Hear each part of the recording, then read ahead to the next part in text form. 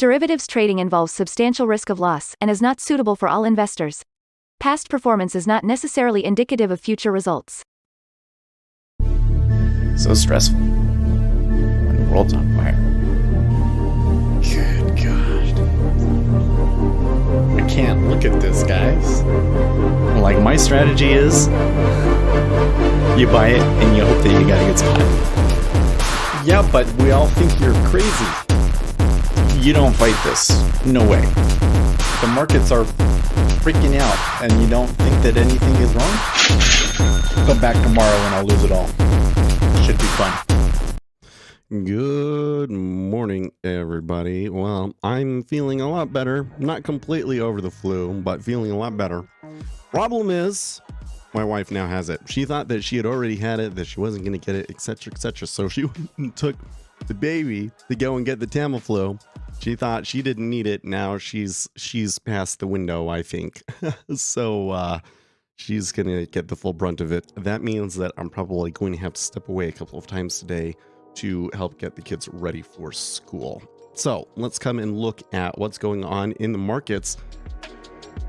It's not super interesting action here this morning, although I will note that here on the open, we did see a little bit of a bid here in the treasuries right on the open, right? And more interesting to see Friday's action. So Fridays, let's mark this. We don't have this on this chart yet, but we really do need it. Here, event non-farms.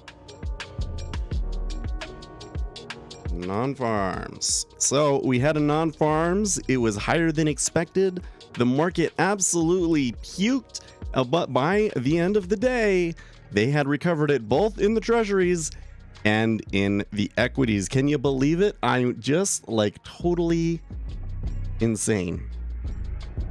Just totally insane. They totally recovered that move. Well, we can talk about the implications about this afterwards. Yeah. Oil seeing similar sort of stuff. And further bid this morning. OPEC stuff going on and all that. Gold and silver looking pretty good. By the way, and forgot to note, we're still above 1800, which is a pretty key level for gold. I mean, the next step up would be 2000, right? So, and the Kappa's looking good too. Let's come over and look at Bitcoin and the dollar.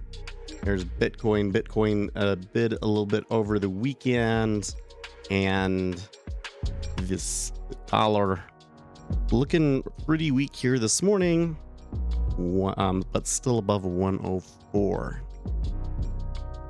So that's oh, you know what? You probably missed all that shit. You missed all that shit, didn't you? I'll just show them real quick here. Gold, silver, copper.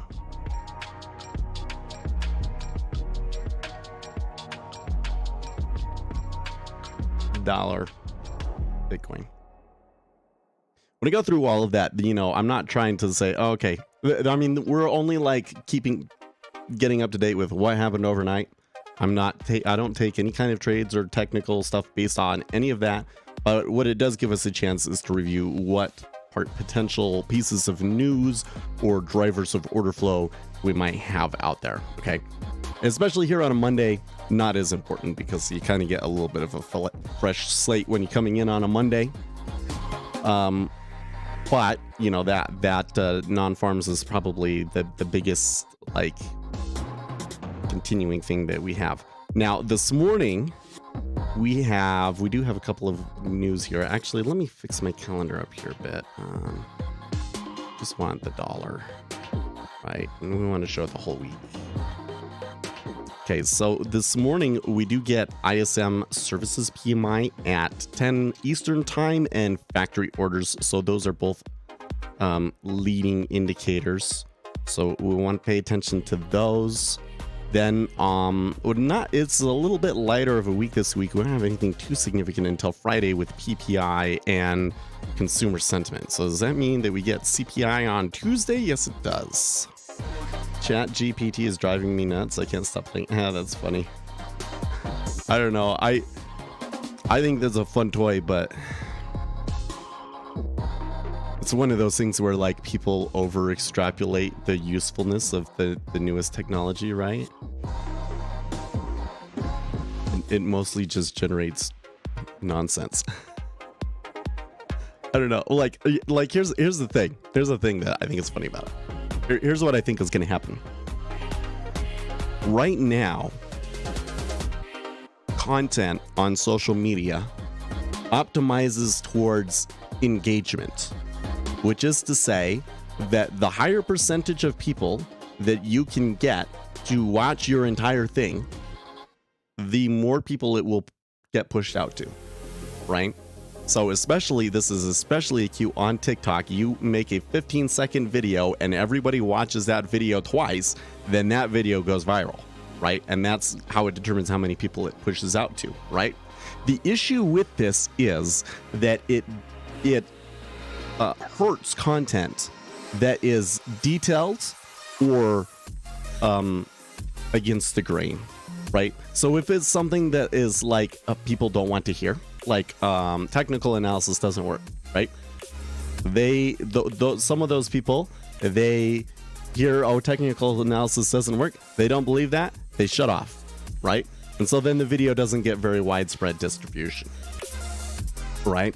Well, there's an issue with this. What's the issue with this? You only get low effort content. So that's why when you go on TikTok and so forth, you get a lot of content that's like cutting off of other people's content or other things, and stupid memes that, you know, that are going viral that everybody is doing and everybody can do, right? And if you're trying to do informational content, you can find your audience for sure, but you don't go viral. Not anymore, right? So what happens when you can just make a robot that creates all that low effort content, right? Then you have a real problem, because all of the content is AI generated and it's all trash and nobody wants to watch it anymore. They get bored with it. That's what I think is going to happen. That's what I think these things like ChatGPT is going to do.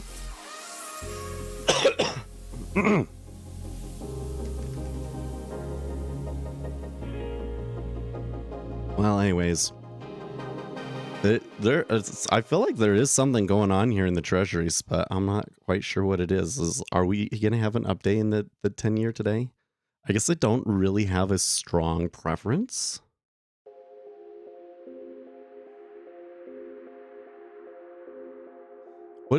I would note that in the December contract, it's still a little...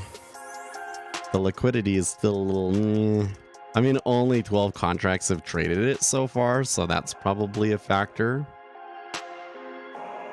It's because you're all waiting for me to take a trade, huh?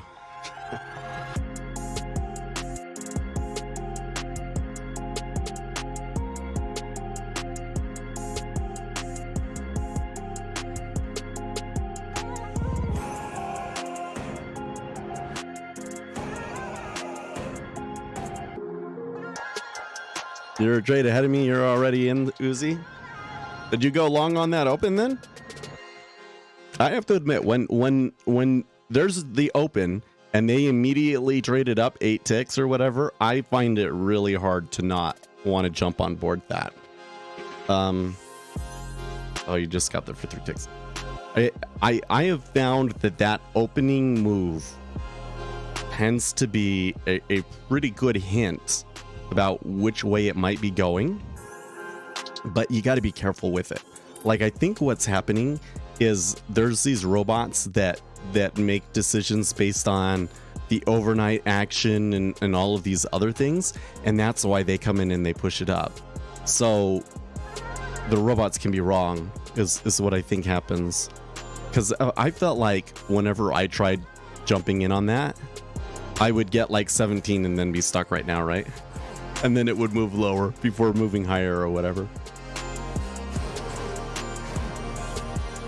It has an even distribution, so I didn't enter with a home run mentality. Yeah, well, it is pretty, like, overnight is just gone like sideways. It's just all over the place in the treasury. Yeah, I do sound better. I'm not completely back, right? Right now, I still have the, what is it called? A Mucinex. I take some Mucinex to sleep, so I still have that in me. So I don't have as much of a cough.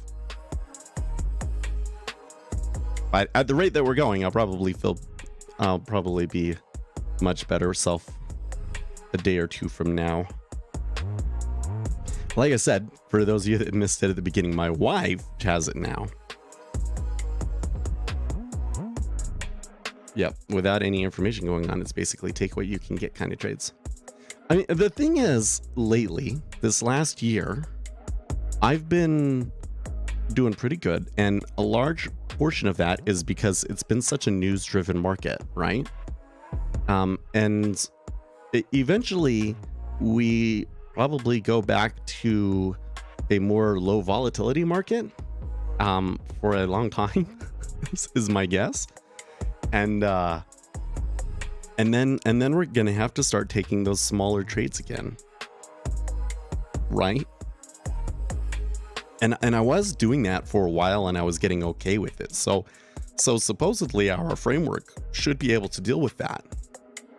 It's just been such a long time, and it makes me super nervous to think about, because I've always struggled in that kind of action.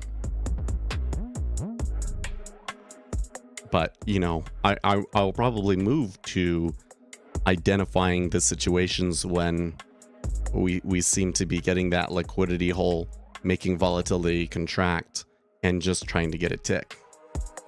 Is what, if it gets bad enough, we may have to revert to that.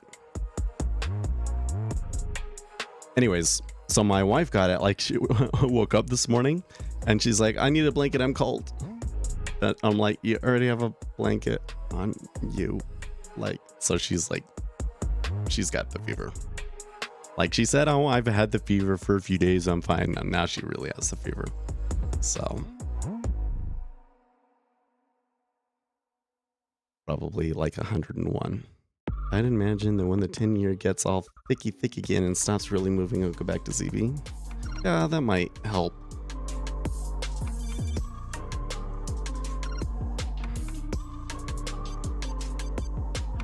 I'll have to see. I mean, for me in the micros, I should be able to just get, you know, a few ticks out of it. Like I'd go for 5 or something like that.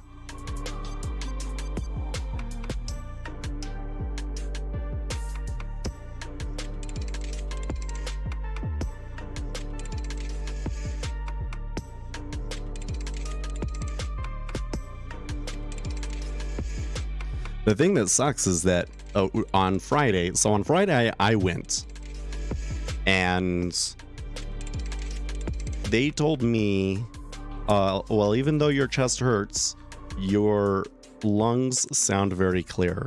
So probably your main passageways are really inflamed, but you don't have any kind of pneumonia or bacterial infection yet. And it's probably all still viral.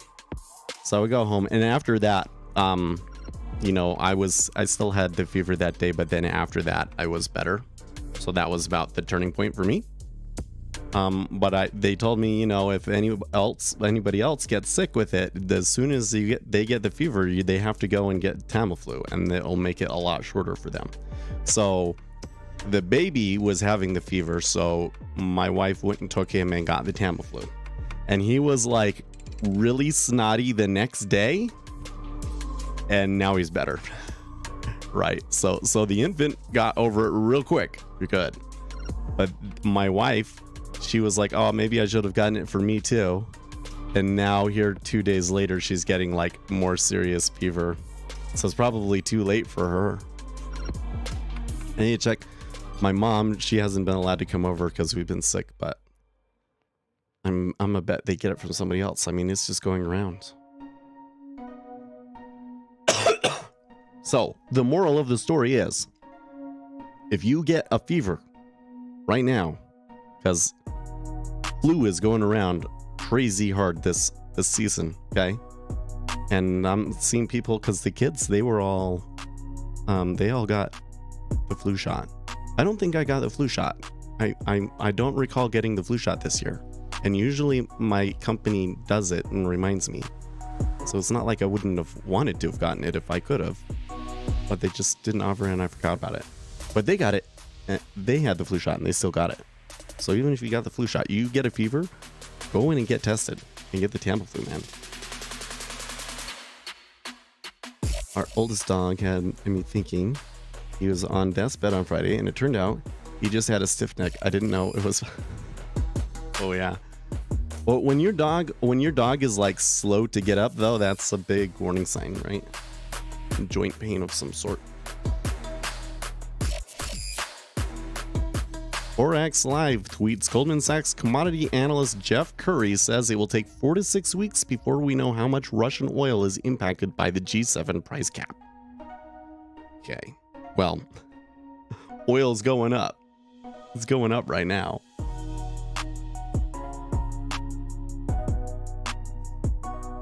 You know what? So a couple of days ago, we had a big rant about the whole oil thing, right?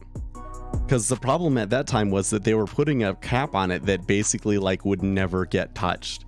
So I think that what happened is they heard all of the criticism about that and said, okay, we're gonna change it. So now it's $60, which I mean, a whole price cap is just a bad idea in general, but whatever. It kind of makes me more frustrated though, because what that means is that the politicians are listening. They just refuse to actually completely. They think like, okay, well, you know, I gotta listen because this is a dumb idea, but they don't completely trust them. They're like, well, I guess we just can't do a price cap. Price cap is just not gonna help. Guess we really do have to just like not use Russian oil at all.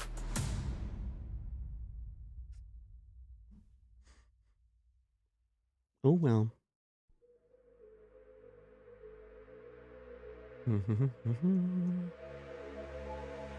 What's this sound? Overnight somebody talking about trend down. Nah.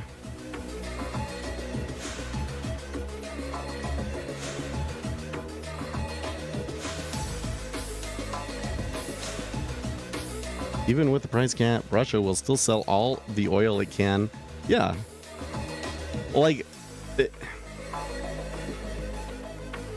I mean, the thing that's kind of funny about it, is it funny? Listen, I always come in, I don't know what the deal is with this like pattern that I have. I don't know if it's a good pattern or a bad pattern, but I always come in and I say, here's the cool thing or the funny or the ironic or blah, blah, blah thing about this. Anyways, they didn't have to really do anything about oil to hurt Russia, did they? Like, the reality is that they kind of did all that stuff and Russia just sold it to China, and they're probably actually making more money now from it than they did before, right? But the reality was that none of that really made a difference. Really what happened was that Russia's whole military strategy is just retarded in a modern. That's what my take has been on it, is that the whole Russian, my take, what I've seen together, that's what it seems to me, is that Russia's military was basically premised on overwhelming numbers. Like, there's so many people coming in that you just get overwhelmed, right? And Ukraine's military had technology and was defensive, and the Russian strategy just crashed up against it like water on rocks. And Russia hurt themselves so much with the attrition of that strategy that now they are in a very, very tough spot. Because once you get to the point where like a war like forever shifts the demographics of your country in a certain direction, like it's very, very bad for your country, man. In a modern world. Today and tomorrow are Eurogroup meetings, and tomorrow 1600 Germany time would be. What is that?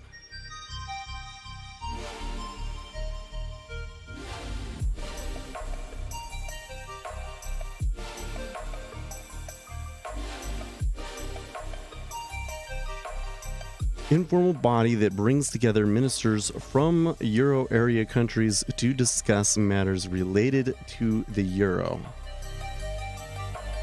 Okay, so let's come back here. You said 1600 Euro time. Every time zone. We'll come back here. So, Germany time. So that would be 4 o'clock German time, which would be 10 o'clock Eastern time.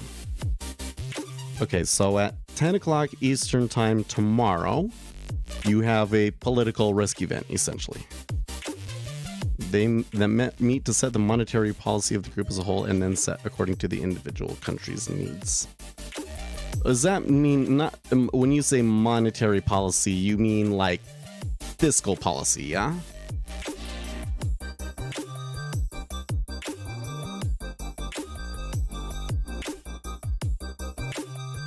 Not like ECB would be like the monetary policy.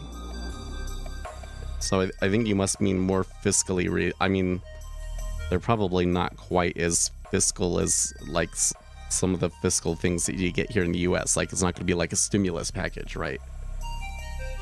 They say monetary policy. But it's more like, it has more to do with like how much money they can spend and things like that, right? My guess, at least I thought that's how it worked. Is like they set all of these caps and standards that the other countries have to follow, and then the individual countries make their own, laws based on that.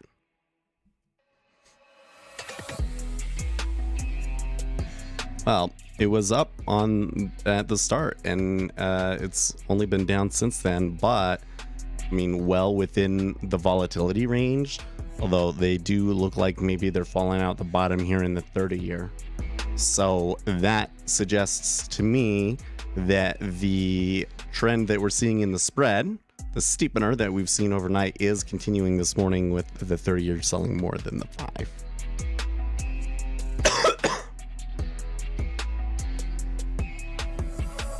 And individual banks. Oh, okay. So maybe part of the monetary policy is split up in Europe.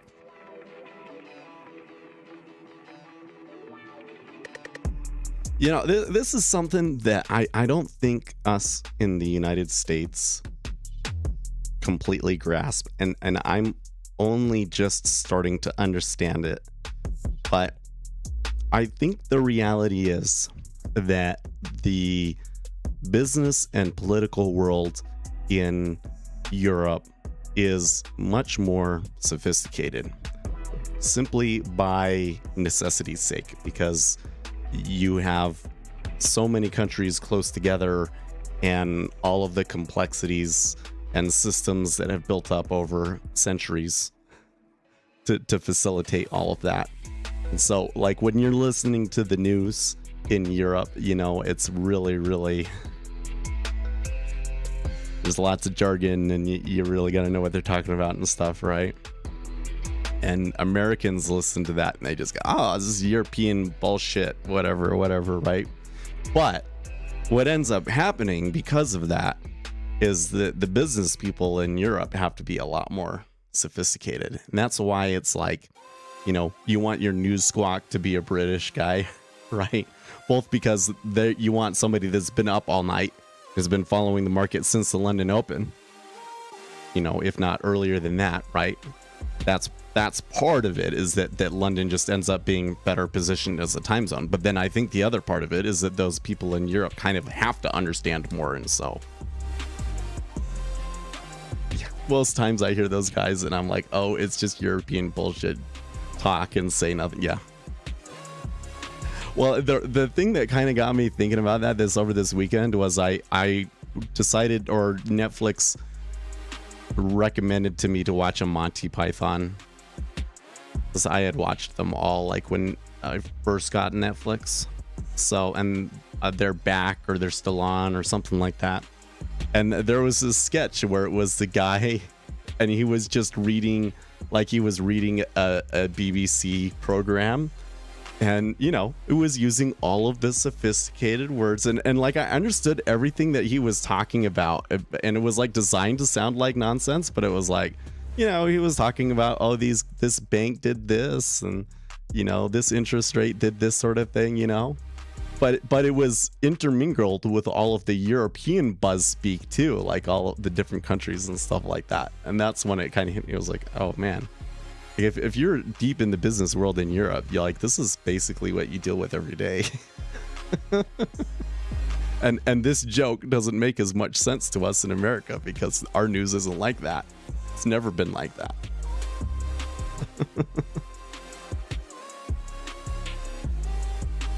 Like even our business news, I tell you what, like I think that you do a lot better understanding the world and what's going on watching CNBC than you do watching Fox or MSNBC. Okay, but even then there's like a limitation on it. Like CNBC has a lot of drama too, right?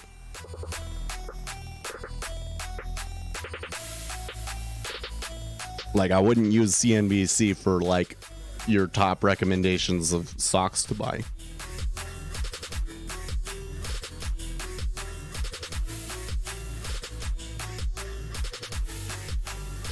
I hear US and SE. What is SEA? And I am like, those guys have actual journalists every single. I think the sad reality of it is, okay. So we're getting some selling across the board here. By the way,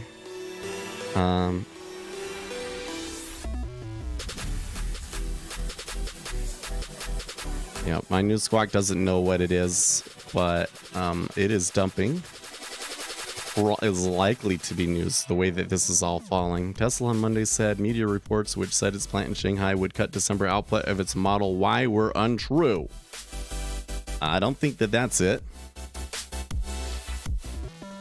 Do you know what might have happened with natural gas? No, I didn't. You know, when I looked at it, oh, they gapped down pretty hard though, didn't they? The issue with natural gas, though, Sebastian, is that moves like that are not unusual for natural gas. So I can't really say if there's actual news there or not. Let me come back over here real quick.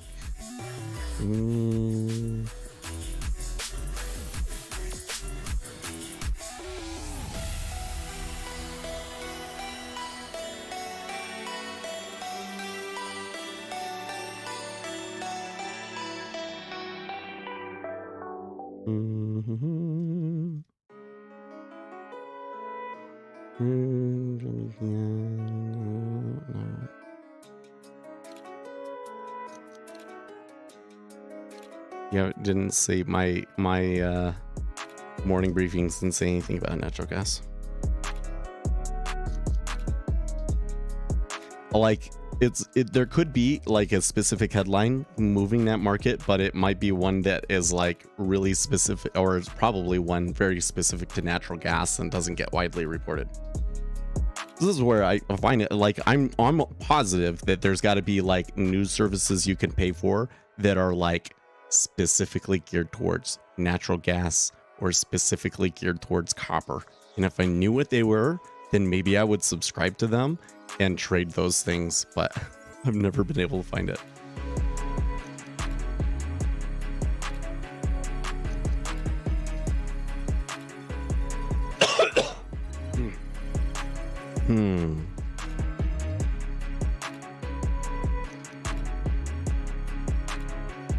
Well, the rates came up there. Of course, we're sitting at 3.56, so the rates are still really low compared to last week. Looks like the S&P 500 are maybe recovering the drop there.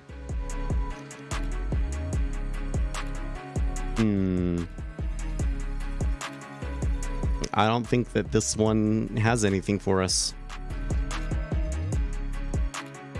we'll just have to keep an eye on Twitter here.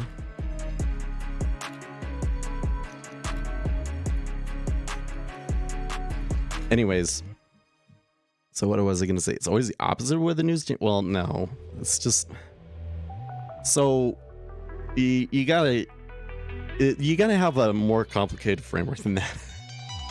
That's the reality of it. Okay, so but what we know about markets really explains this. Okay, so what is it? Markets. What we've learned is that markets are not informationally efficient. So orders have a really strong impact. That means that if there's a statistical inefficiency in the market, it's really easy for one player to come in and dominate that statistical inefficiency and completely erase it from the market. Okay. So any kind of like technical analysis, widely popular sort of setup is not going to work. It's not going to be consistent because of the impact of orders. So people trading it basically creates noise in the market. Meanwhile, if you're a big guy that has to rebalance their portfolio every week or every month or something like that, you have a really strong impact on prices, right? So the market doesn't end up being informationally efficient. You would think statistically efficient, so it can also be informationally efficient, but it's not, because there's random stuff that will move price way further away than what the fundamentals should suggest. Oh, it's time for me to get going. Okay, I'll continue this in a bit. I'll be right back. I gotta take the kid to school.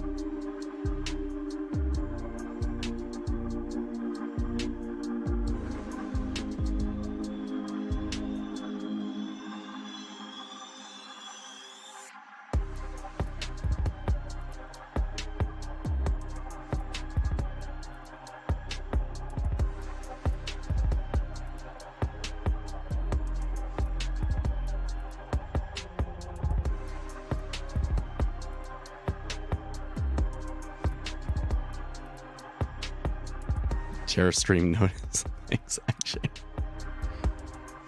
All right. Did I miss anything? Nah, it doesn't look like. Well, I mean, we recovered that drop for whatever reason. Actually, that's a little bit of a man. That kind of a move, if you were in the 5-year, that's some real whiplash, isn't it? Oy. Okay, where were we? I was in the middle of a thought. Okay, I just explained why markets were statistically efficient but not informationally efficient. Okay, why is that? Because orders have strong impact. Okay, so does news move markets? Absolutely, it does. Okay, but sometimes it seems like the way that the news moves the market doesn't make sense, right? Because they'll say like, here's a piece of news. This indicates that this is good for the economy, and then the markets will sell. You're like, what? That doesn't make any sense. Why is that? Okay, markets, because orders move markets again. So you have to predict the orders and not necessarily the fundamentals, right? So you have to come in and you have to think about the fundamentals and the orders separately, right? The current price is not reflective of all available fundamentals. That means that you have to track them separately and consider them their own system. So you have your own system over here. Here's the fundamentals. Here's the orders. Here's what the market's doing right now. Sometimes the fundamentals will come in and it will, knowing what the fundamentals are, will help you know which way it's going to go. Can also help you identify places where the market is very, very far away from the fundamentals, and could potentially provide opportunities for you too, because it's when the market is really far away from fundamentals and then something comes in that like lets the market know that, is when you get like really massive moves that you can make a ton of money off of, right? But this is why the whole reason we started this is always the opposite of what the news channel suggests. The people on the news don't understand that the market is not informationally efficient, right? So they think, oh, well, here we have this piece of news, so the market should move this way based on our understanding of fundamentals. Well, fundamentals don't move the markets, orders do, right? So if you understand that markets are not informationally efficient, and you can come in with a framework that says, okay, what is the existing positioning out there? What are people's expectation? How is this different from what people's expectation is? How severe, how far away from what their expectation was this, and what kind of orders is this going to drive? And then you can determine pretty accurately which way it's going to go. And I would say that based on the actual news that we get, that we're able to predict which way it's going to go after that about 90% of the time, right? So it's because the orders are what matters, right? Now, this also gives you, on a longer term time frame, like which stocks do you get into, right? Well, remember, it's all about orders. So people are going to buy the stocks. The things that drive people to buy stocks isn't necessarily good fundamentals, right? This is why Warren Buffett is able to make so much money. It's because the market chronically undervalues certain companies. And Warren Buffett is able to take advantage of it, right? If you're going to day trade stocks, then you're going to be looking for stocks that have some sort of a catalyst that people are going to go to, right? That easy. Because what we found is that people's attention is a really massive driver of order flow, right? Stock gets mentioned on CNBC, that drives a lot of order flow to it.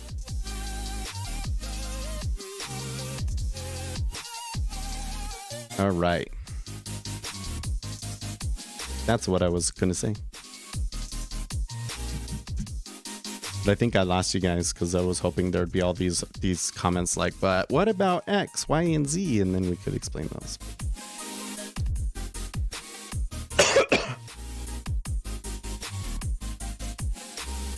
Okay, explain this to me. Caroline Ellison spotted at coffee shop in Soho, Manhattan this morning. How is that possible? How is she in the United States and not under arrest? That kind of pisses me off. That kind of pisses me off. in before she takes the plea to testify against Sam. I can only hope. I'm reading a Reddit thread about it now. Oh, here's our favorite track, man. It's not really my favorite track. I don't think it's appropriate for this stream, but it's pretty sick. It's pretty sick.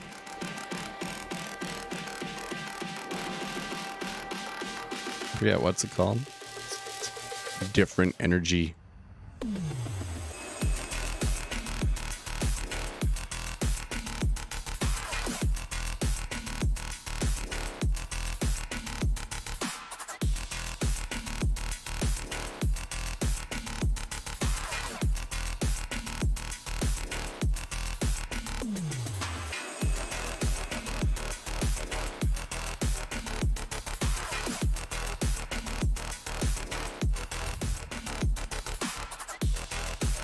You know what? I would totally be willing. Do I really want to say this? No, I think I do. I'd be totally willing to give Caroline Ellison 100% pass if it meant that Sam Bankman-Fried was in jail for life. Seriously.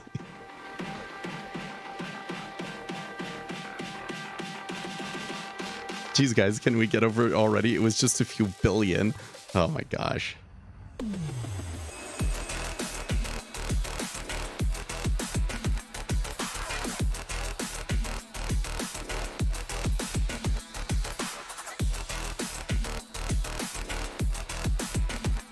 Like, the whole thing here was like, oh, okay, they've been stopped in the Bahamas, but why aren't they being extradited and all of this?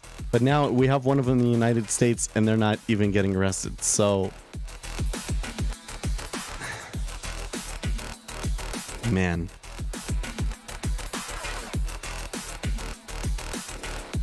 That means that the police are still putting together charges, I guess. They're not ready to arrest them yet. I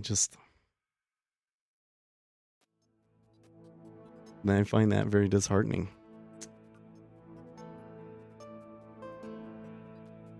Mike Wilson, as suggested for this tactical rally to go higher, back-end rates would need to fall. Fast forward to... No, it doesn't. That's bullshit.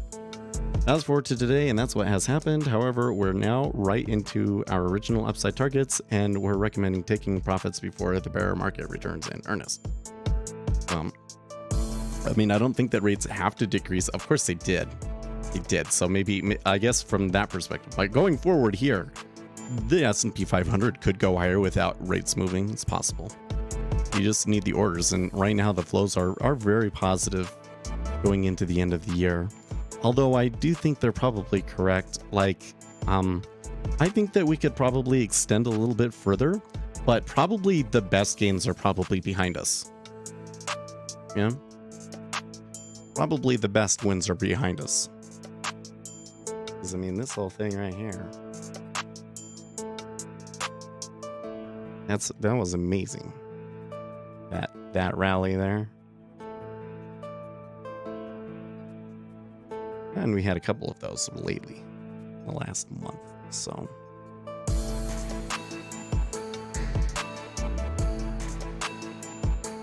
do you dare participate in speaking and debate groups? No, I have not.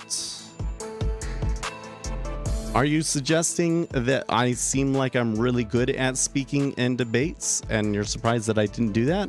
Or are you saying you would get a lot better at this if you participated in such a thing?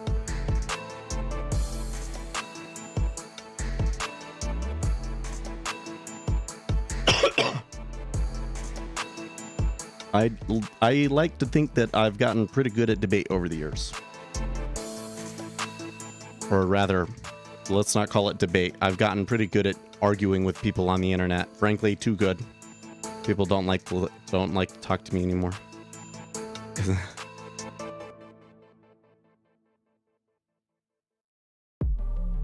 Oh, I'm saying you like to do it, yeah. You know, the world has changed, man. I'm telling you what, the world has changed. The internet has changed, because it used to be that I would come in on Reddit and I would, you know, push against the prevailing leftist narrative on Reddit, and there would be these huge long threads and people would argue with me forever and ever and ever about it. And then something post 2020 kind of changed it. And there certainly are subjects that get people going and lots of people want to discuss, but I don't get into the long extended arguments in the same way anymore. I don't know what's with that. Maybe it's just the things that I've chosen to focus on. So what was it? I posted a video about what were the two videos that I posted about? A podcast. Podcast would be nice. I think that a podcast would be really beneficial for the channel, but I don't have the time to do that right now, right? If I was putting out videos consistently every week then, and I still had extra time, then I would be thinking, okay, let's do podcast, right?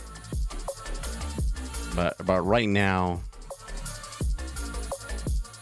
children take up too much of my time. What was my video? Oh, I made one about inflation, didn't I?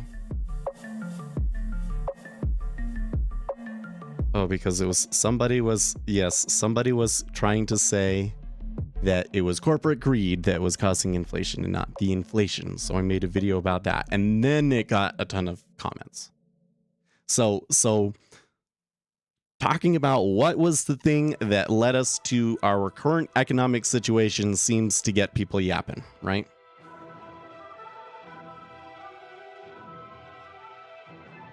But there's other, so like, well, actually, I don't know. So like the one that drives me crazy, there's the one that drives me crazy the most right now, is when people say the argument, or sorry, this argument is called, the left calls this the, both sides are the same false equivalency. That's what they call it. Both sides are the same false equivalency. So they say that, oh, you have all of these racists running around and attacking people, etc., etc., etc., which is not really. I mean, there are people going out to rallies. I think that the January 6th thing is blown out of proportion. Okay, but there are some loonies on the right, okay? And then they're like, and on the far left, you have Bernie, who just wants everybody to have free healthcare. Bullshit, no. That is not what the far left is in this country, folks. Bernie Sanders is not the far left in this country, okay? The far left in this country is Antifa, and yes, they are constantly going around attacking people. They've killed people, multiple people now at this point, okay? That's the far left. It's not a false equivalency, right? But quite frankly, the left is far more violent than the right, the far right, in our country right now, in the United States at least. It's not the case in Europe, but that is the case in now, I know there's like statistics and stuff like that, but the way that they categorize those sorts of things, you look at like major political violence that we've had here in the United States, I think that the lefts are more violent in general. But that can shift. I don't think that has anything to do like intrinsically with either side. Just to say that when the left says, oh, we're not violent, bullshit. Totally are. They totally are. Yeah, Bernie calls Nordic socialists, and they're like one of the most capitalist places on the planet. Yeah, I mean, that whole thing is because one could still say, right? One could still say, oh, well, okay, that's fine, but the United States should still do that stuff. Yeah, because it has been good for those countries. Well, the problem is that they have some very specific, unique things that make them very successful like that we can't pull off in the United States. And frankly, to some extent, the United States has been bolstering these other countries by taking care of their defense needs for them and taking on the health research and development costs and stuff like that. So if the United States adopted that kind of system, the rest of the world would be screwed. Right? But you're right, they are very capitalist. I wouldn't say, you know, like, here's the thing about that, though, actually.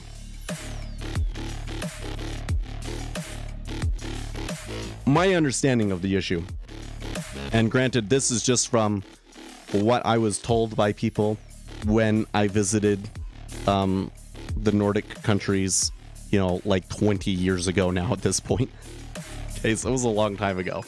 But my understanding is that Denmark is very, very capitalist and is very, gotten along with the program per se. Norway and Sweden are not the same. Norway in particular is still extremely socialist and really had to be forced into it. Like things had to get really bad to get them to kind of come back towards a free market. But the people in Norway and Sweden still very socialist, very left-leaning, let's say.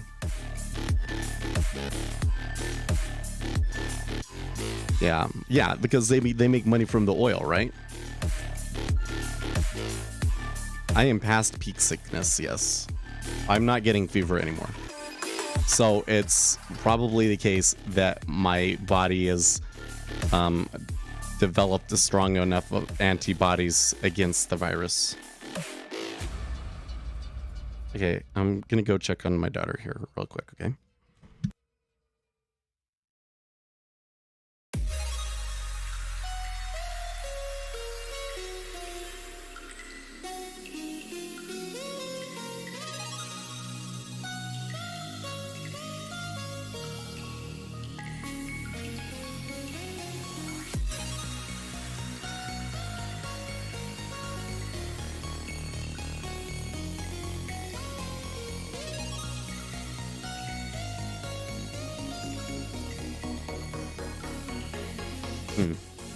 No, it's not COVID, it's the flu. We all tested positive for the flu, and the symptoms and everything are very much in line with the flu. You maybe start to get the sniffles a little bit, and then you go straight into a fever for 3 to 5 days. It starts to really get your lungs inflamed and everything, and then it goes away just as quickly. Unless it like really, really continues and then you get pneumonia.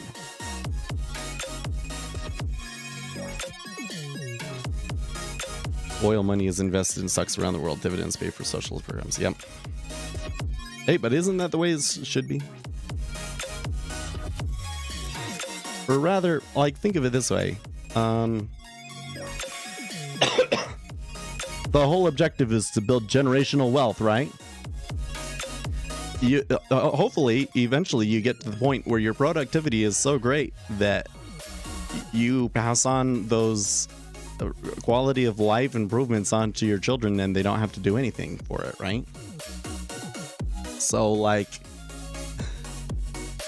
it's not a bad thing to have government programs per se, right? What's a bad thing is to have government programs that are ineffective or to have a imbalanced budget. That's what's bad. Having an imbalanced budget for so long is really, really bad. Right now, what's happening in the United States is we're building up the debt faster than we're building up the economy. That one can't last, right? So you can have all of this prosperity and then all it takes is one screw up to end it all still. So, right? But the longer term outcome of all of this is actually just that, everybody ends up having generational wealth. It'll take a really, really, really long time, but like 1 million years from now, yeah, maybe.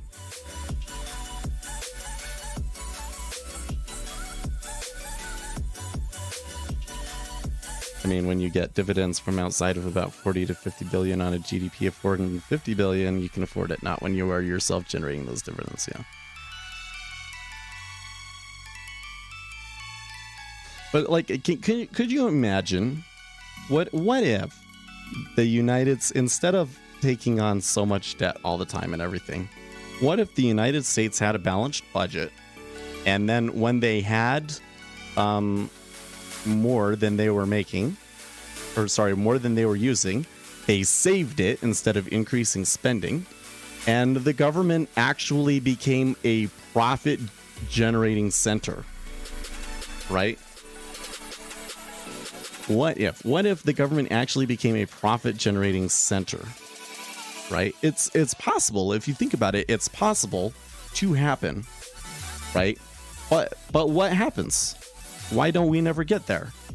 Because something always happens and we have to take the debt out.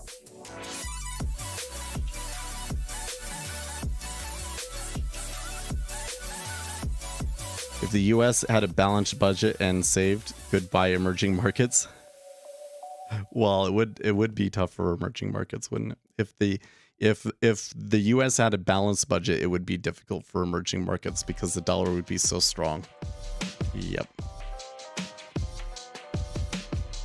Well, so if the United States was a profit generating center, then the profits could go into, well, first of all, your profits should go into investments, and then once you're generating a large portion of revenue, then you do what the Nordic countries are doing, right? You put it into increased services for the public. The whole issue here. Okay, so like I said, the world doesn't fit into neat boxes. Like I'm typically a Republican kind of person. I'm very free market. I don't like socialist systems, right? But people on the right, they have this idea that, well, all socialist programs are bad, etc., and they ruin the economy and they make us less productive. That's not true. That's not true. The problem is that government programs are very ineffective. With the way that our government in particular runs them, our government is particularly inept. Okay? Because they aren't held to the same, they don't actually have to perform. So it's totally a problem, right? But there are services and stuff that provide a large benefit to society, even if they're provided at a very inefficient cost. Okay, so like unemployment insurance is probably the best example of this, because it has in the economic models and everything, it has the highest multiplier. When we've gone and we've done the math, unemployment insurance has the best multiplier. Okay, so yeah, they're taxing us to make it happen, and it sucks, and I would probably do better with that money and save that money better than what the United States government does with it. But it provides such a benefit to the overall economy that it's worth doing, right? So this is the case with many socialist programs, is that having things that are like provide safety nets and so forth for people do provide strong economic benefit, right? Same goes for homelessness, for instance. Homelessness is a cost on society. And when you have the government come in and pay that cost, because no profit generating place is going to come in and take that cost, right? But when we collectively as a society come in and provide a service like that, it provides a benefit for the rest of society that makes our quality of life better, even though it's provided at a very inefficient cost, right? So the question is, one, how many services can we actually realistically provide and still keep a balanced budget? Because the issue is that the politicians are always going to be driven to give people more services even if we can't pay for it, and they just pay for it with debt, right? Now, some states have a balanced budget amendment, and that's how we're able to get around it, and that's probably what we need to do in Congress, is there has to be a balanced budget amendment that basically says that if the budget is not balanced, they literally can't spend anything. Okay, that's point one. And then point number two would be, for the services that you decide you can provide, how can you provide them more efficiently? How do you create systems that are able to be efficient without the mechanisms of a free market enforcing efficiency?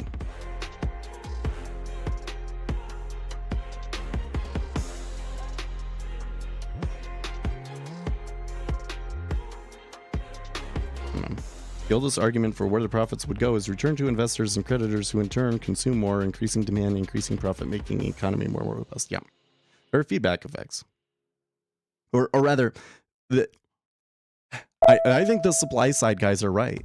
Like straight up, I think the supply side guys are right about the main theory behind supply side economics. I think is correct, which is that the supply side has its own stimulative reinforcing effect.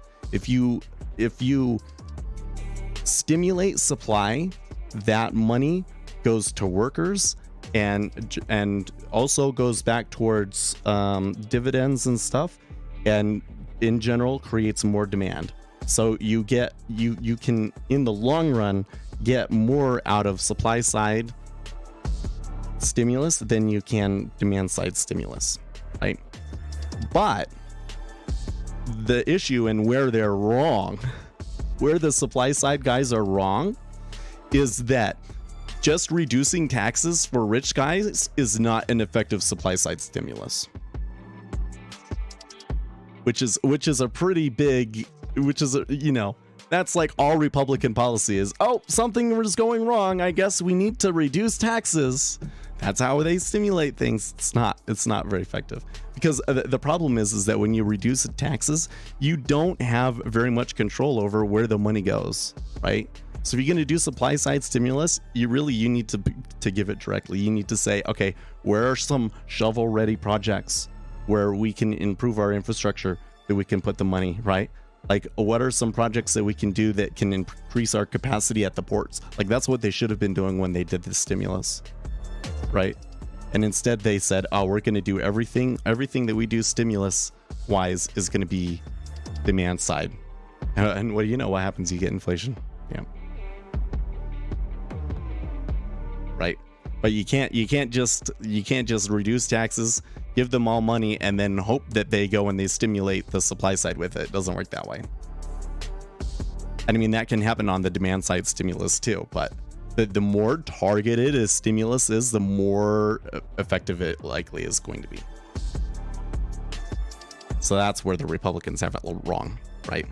Which played out, like, we saw that one play out in spectacular fashion in the UK, right? So the market said, no, the reduced taxes is not worth the impact that it has on the budget. They're right, and the Republicans should pay attention to that, because the Republicans, what happens if we let's say that here this December we continue to do okay, but then in the first half of next year we have like a really ugly downturn, and then in most of 2024 we try to recover but continue to stumble, right? So then we come into a period where the Republicans have like complete control of everything. They control both houses and the presidency, and now it is their job to come in and fix up the economy that the Democrats have left us with, etc., etc. How do you do it?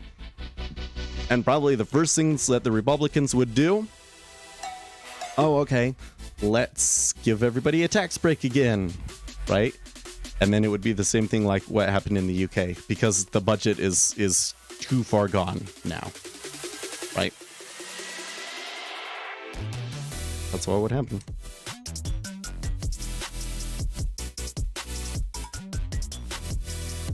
That also hinges on how well this is shared within the supply side.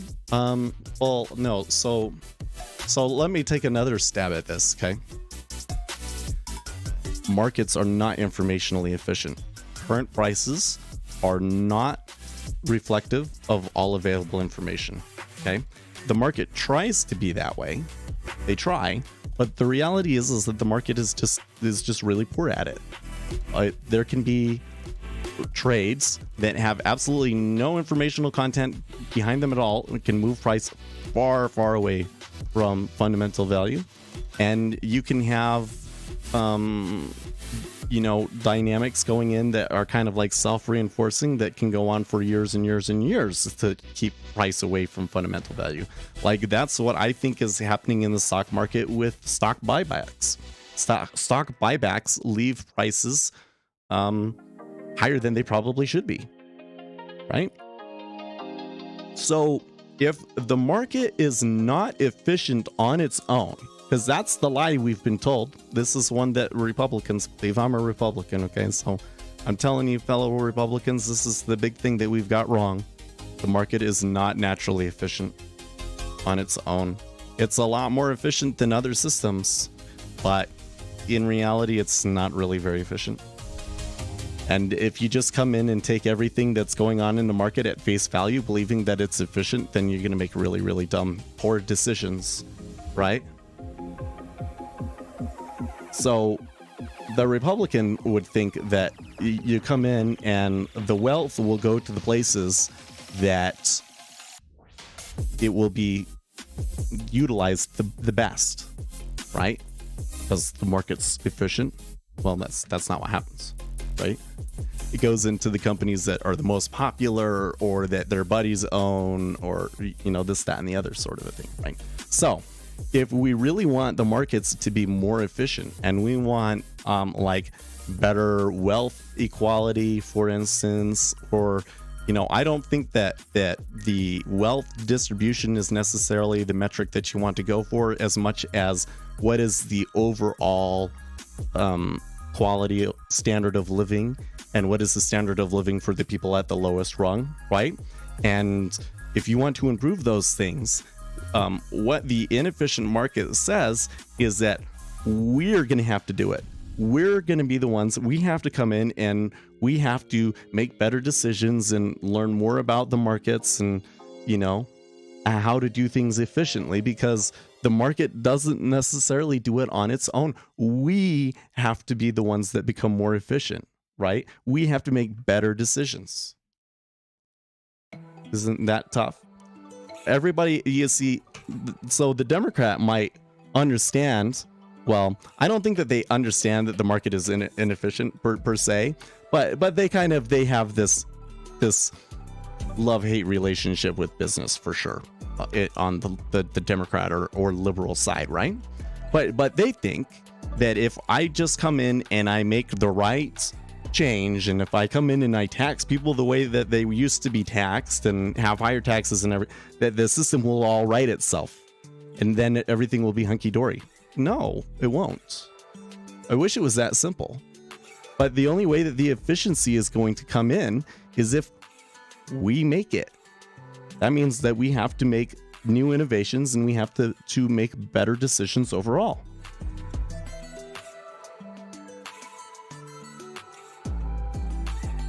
Yeah, 6 billion still missing very efficient. Yeah.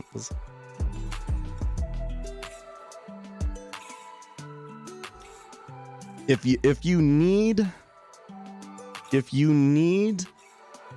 an example of where markets are not efficient and are actually just a function of the orders that are placed into them, then just look at Bitcoin, man. That's 100% what's going on there, man.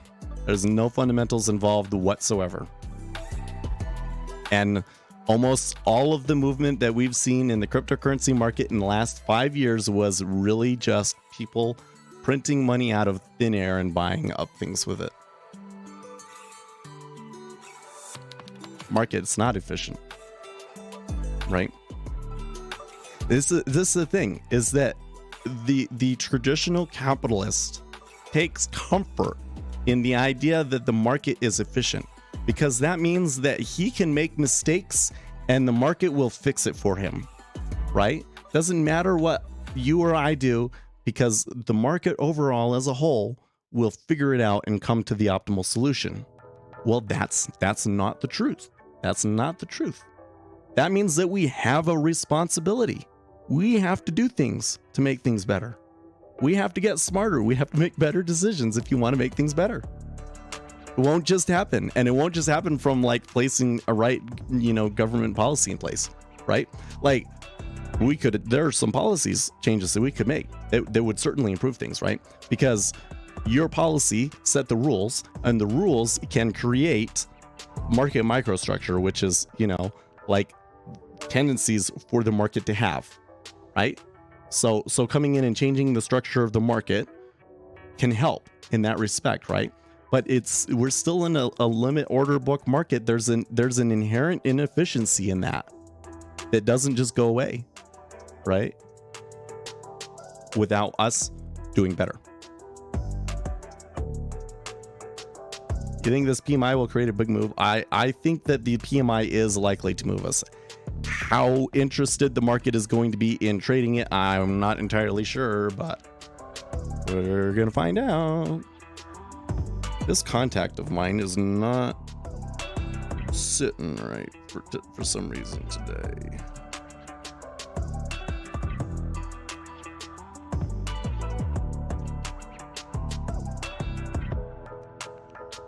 That's why we need expert knowledge platforms rather than views-based social media. That's what Musk might do with Twitter.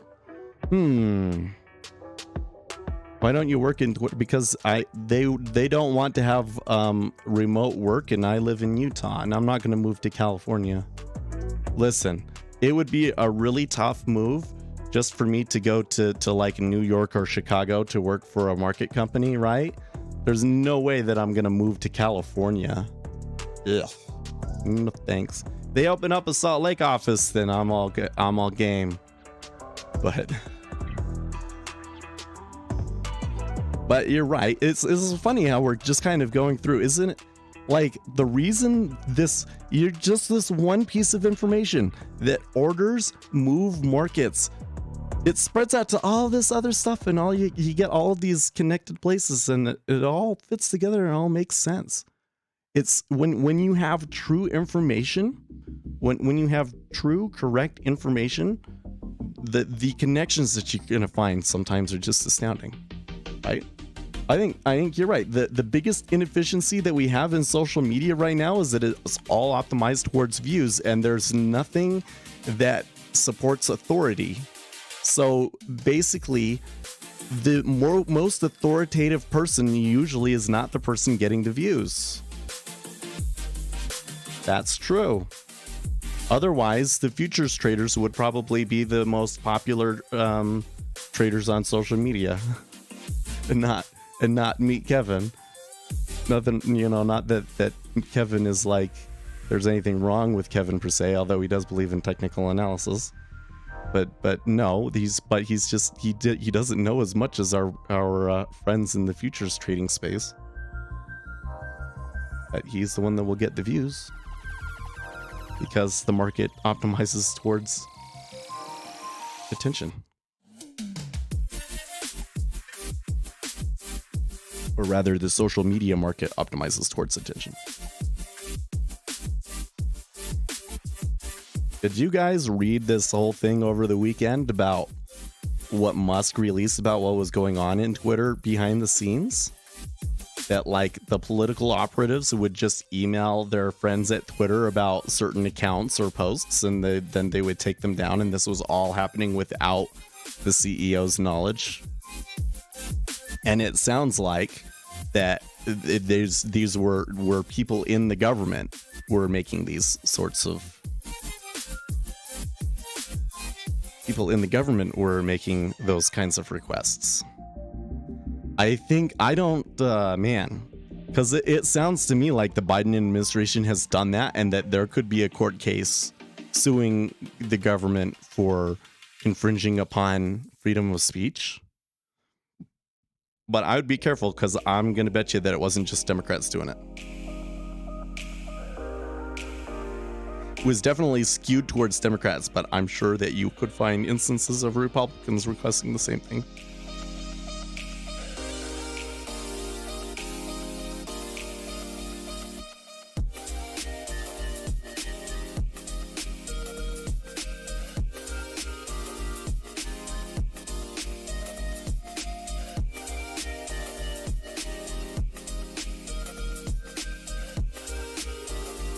It's disheartening, because if you believe in freedom of speech, and if you believe that allowing all ideas to at least be expressed, and then we argue and debate it out, and collectively together in that situation, that gives us the best chance to make the correct decisions.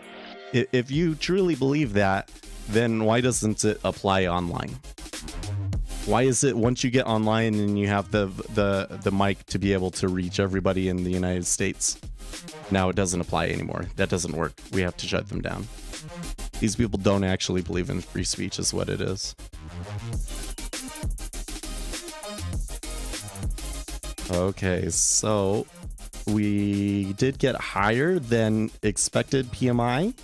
46.2 versus 46.1, but not too much, and I'm not seeing really anything coming out in the volume here because of that. The liquidity did pull. It's still recovering, but it doesn't look like any of the traders decided to trade off of that one. So I don't know.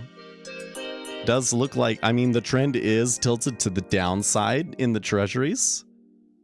I think that having interest rates rise a little bit totally makes sense, but I don't think that I have enough edge here to justify trying to take a trade off of it. If I did, I think that I would really need to get a good price. I don't think that I can be hitting into highs. No. All of my trading is manual. So because we understand that orders drive the markets, right? That kind of allows you to have a system that is has advantages of both a discretionary and a technical system, right? Because I can come in and I can be discretionary about it, and I can take on a lot of risk, but I can also pinpoint very specific times, places where I'm wrong and stuff, right?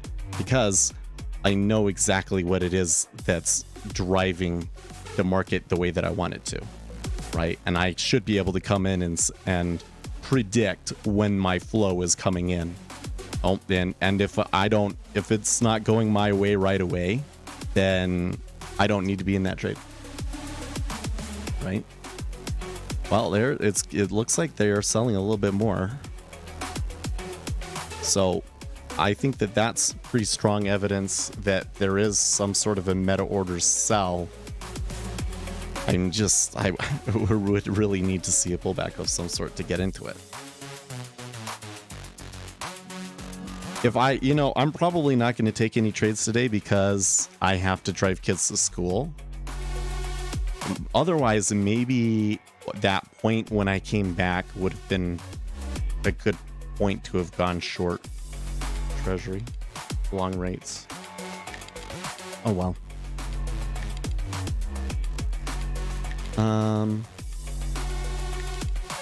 Oh yeah, plus I'm not even like paying attention. So that was just the S&P composites PMIs. Okay, so we got to remember that the S&P PMIs that we get are kind of like more backwards looking. The ISM services PMI that we're going to get is like an important number, okay? And in this one that we're going to get here in 10 minutes, and I don't think I will be here because I have to go and drive a child. So I'll keep the stream going and I'll come back, of course, but I won't be here like right when the news hits, okay? But here's what you need to pay attention to. Yeah, there's going to be the headline number, and remember ISM is like PMI is Purchasing Managers Index, so it's a leading indicator, right? But one of the key things about this report is that there you get comments and stuff, right? So on that one, there could be information inside the report itself that will give us a read on how much inflation is in services right now, and that could move the treasury significantly because of that. So keep your eyes out for that.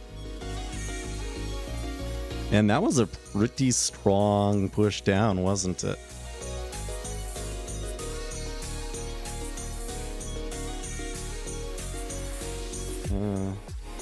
Because the previous low was 07, so they went 1, 2, 3, 4, 5. Pretty good push.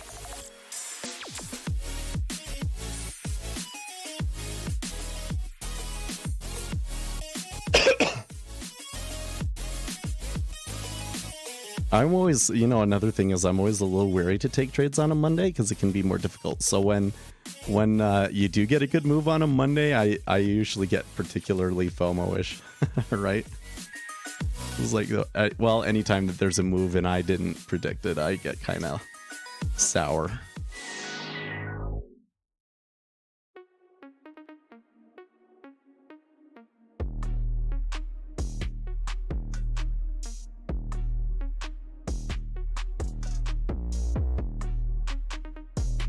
I tell you what, that Michael Burry here, he sure loves his hard rock.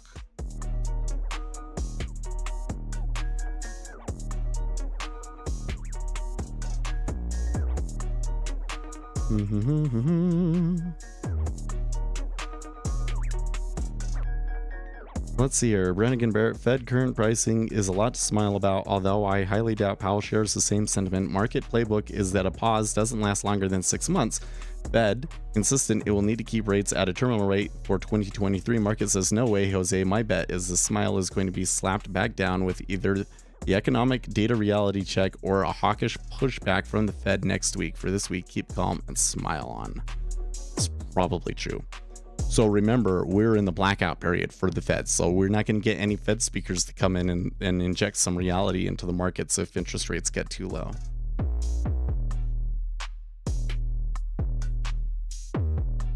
Okay, time for me. I'll be right back.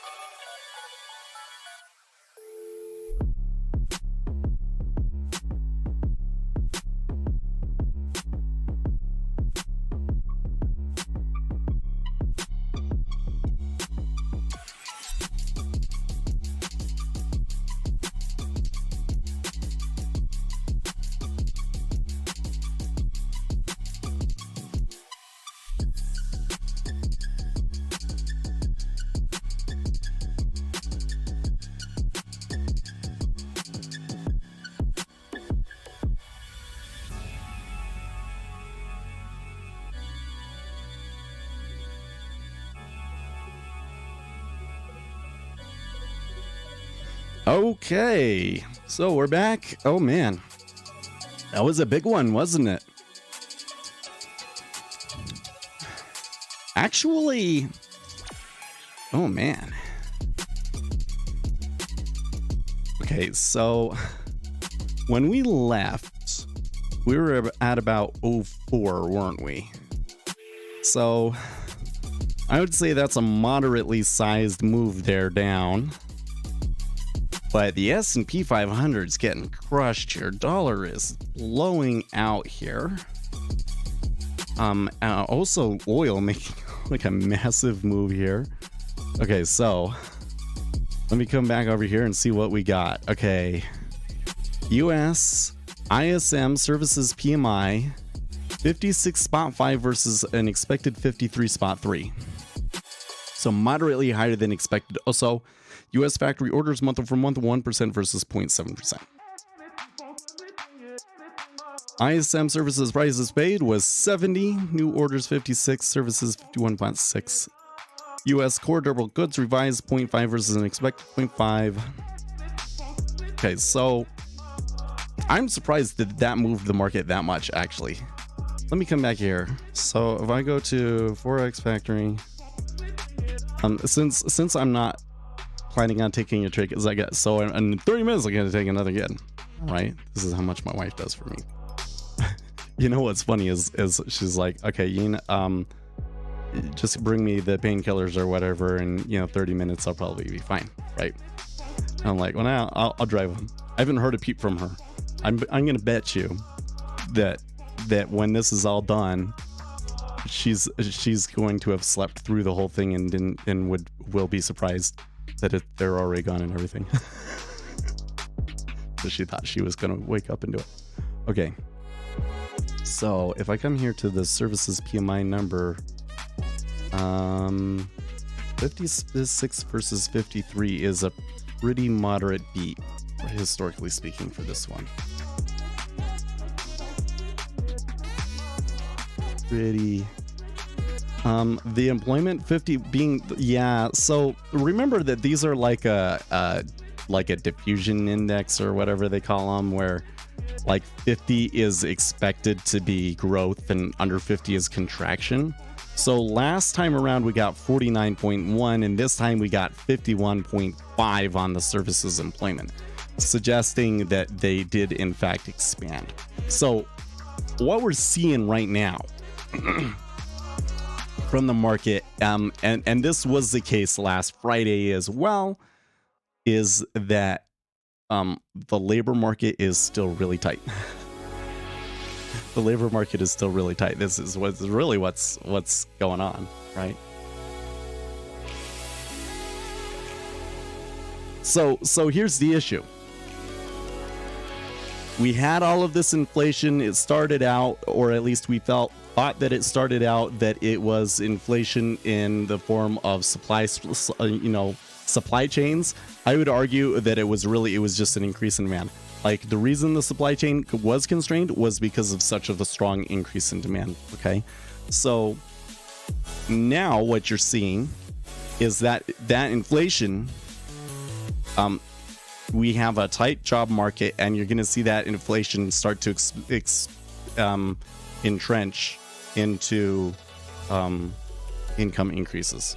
Now, I don't know if you have to say, when I say entrenched, I probably shouldn't say entrenched, because I don't think that means that like we're going to see the everybody's pay goes up, and then that means that we get more inflation, and then that kind of a cycle. I don't think that we're to that point, but I do think that pay is going to have to go up for everybody, because we just lost like 20% purchasing power, right? So companies are going to have to adjust for that. So I think that we're probably going to see over the next 2 years a rung of higher than usual increases in pay until it catches up, and then hopefully then it's not entrenched and everything chills out, right? And I think that that's what that ISM services employment number kind of suggests to me. So yeah, but I'm also kind of looking at this. It does look to me like the market overreacting here. I would say it's a moderately sized thing. But that market, like the treasury moved really, really far, and it was only like 5,000 contracts. So, you know, I think that we've got like liquidity issues going on here and stuff like that. I also think, you know, the S&P 500, there's some really overly anxious bears over there, right? So the issue remains over there in the S&P 500 for anybody going on the short side is that there's the put call ratio is so high right now. Like everybody's hedging to the downside that it kind of limits how far down you can actually go. That might have been a factor behind why on like Friday you get this thing where it's like it just absolutely craters on the news and then before the end of the day it recovers. It's because everybody's hedged, right? Yeah, the dollar not helping. Well, the dollar didn't get over 105 yet.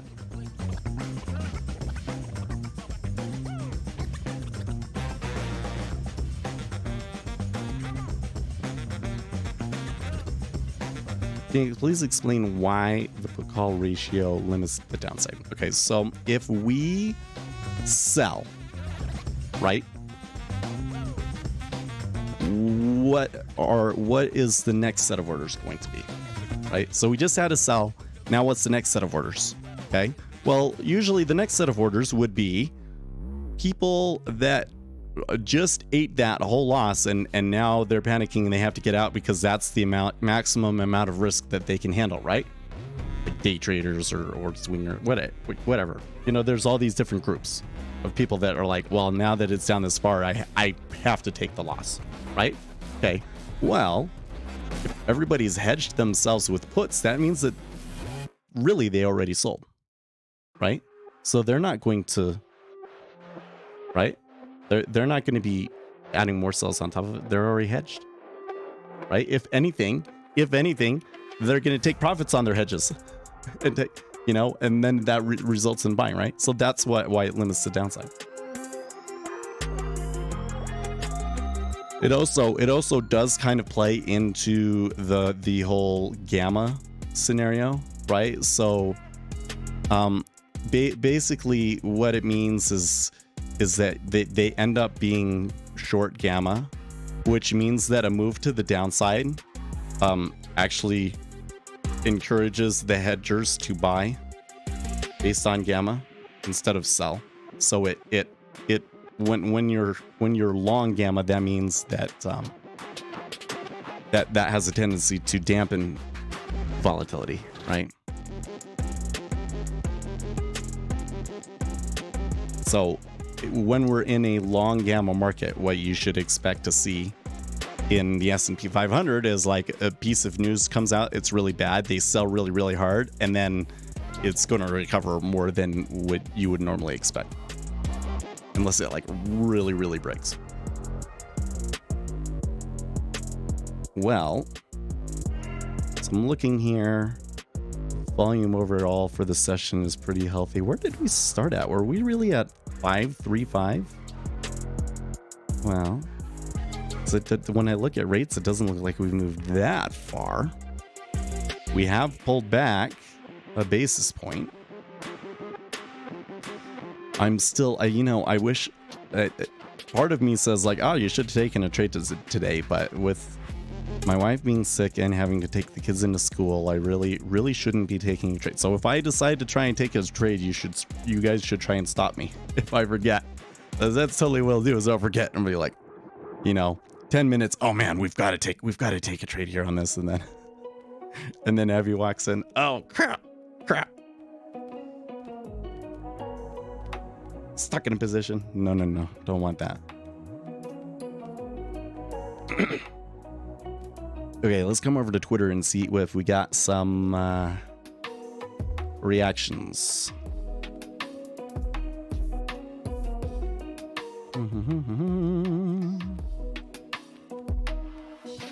No, not actually seeing too much.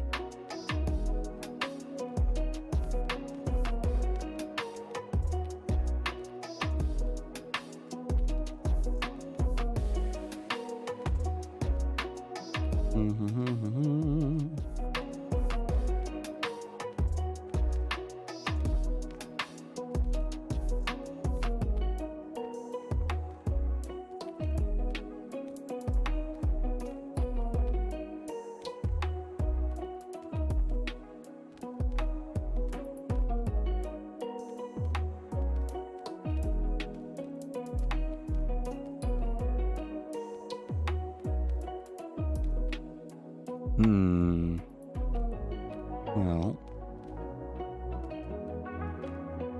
I thought that at this moment I'd have more to say, but it feels like it's quieted down quite a bit at 03. Well, you know what? I'm not going to take a live trade, but we could take a sim trade. Nope, too late. I was looking at that 03. I was like, oh, 03 half looks like not a terrible spot to go short. Let's just resume. Let's just, for funsies, say that we did get short at 03 half. I think I'll take it off at the center of the profile here. So at 005. Let's see if we get back there.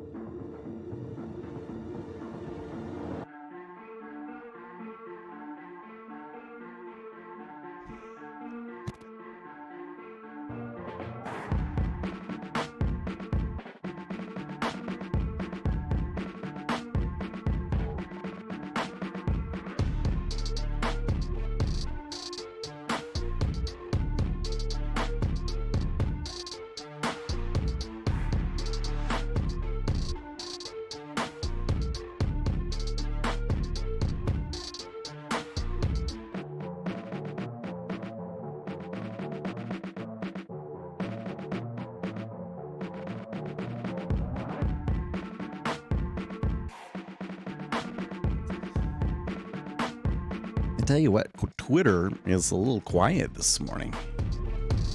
Oh, I know what it was that we were talking about that we got cut off with earlier. It's the Twitter thing. You guys don't it's insane to me. Like the stuff that Elon Musk released over the weekend was crazy, but you know what was really crazy to me was some of the reactions from media heads that I saw was like, wow, you guys got caught red-handed and you're still making up all this shit about how Elon Musk is a white supremacist or something. Like, what the hell? It was nuts. It really makes you question the people you're getting your information from, doesn't it? I mean, if you really read all that information and really understand what's going on and then see the media reactions, it really makes you question who's giving you your information. Because it's basically like they're not real journalists anymore. They're just parroting information from the government.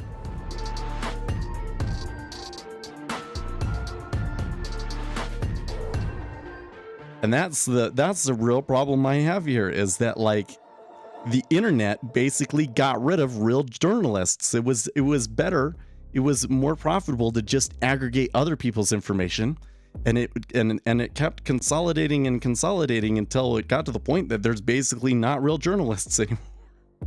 Hardly. I mean, there are, but hardly any real journalists anymore.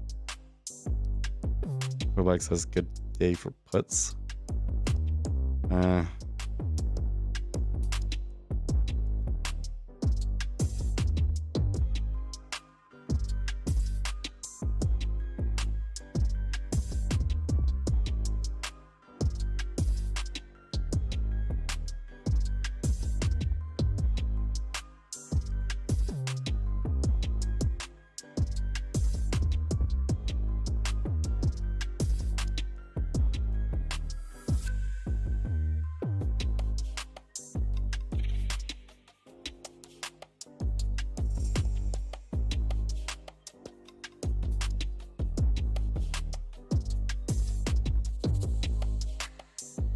Are you on? No. This week we're supposed to be spending time studying for a Terraform test, I think it is. And let's see here. Let's go look through things. And there's this week. Still got 3 weeks. 3 weeks ago, but I will take this week off, and I will take that week off from streaming as well. So I don't think that I'm going to put any videos out until January. But then I was thinking about it. I think we should do a Ninja Trader tips video, and then I think we should do the problem with auction theory. Those are, I think, the 2 videos. I think I can record those during that week and put those out in January, and then work from there, I guess. I'll take that week off. Won't be streaming that week either.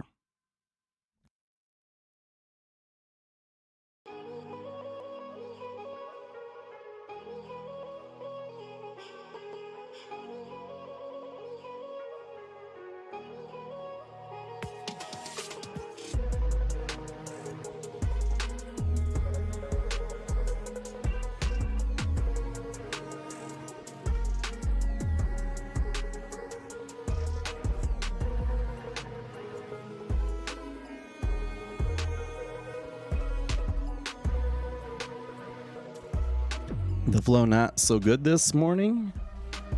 No. Oh, by the way, I'm thinking, yeah, I just saw you message me here. And you're showing me the settings. Yeah, so D has been having a problem with one of my indicators. No, you're not showing me the part that I want to see. I need to see the bottom of the settings. There's somewhere there should be like this GUID. That's what I want to see, is the GUID.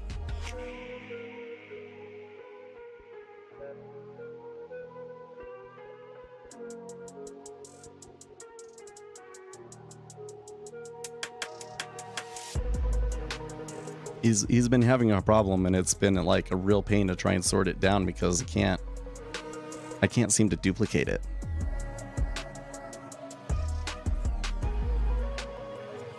He's shown me some other errors that we were able to duplicate and fix really easily, but this is, I don't know what's going on. Well, my trade at 03 would have worked really well, wouldn't it?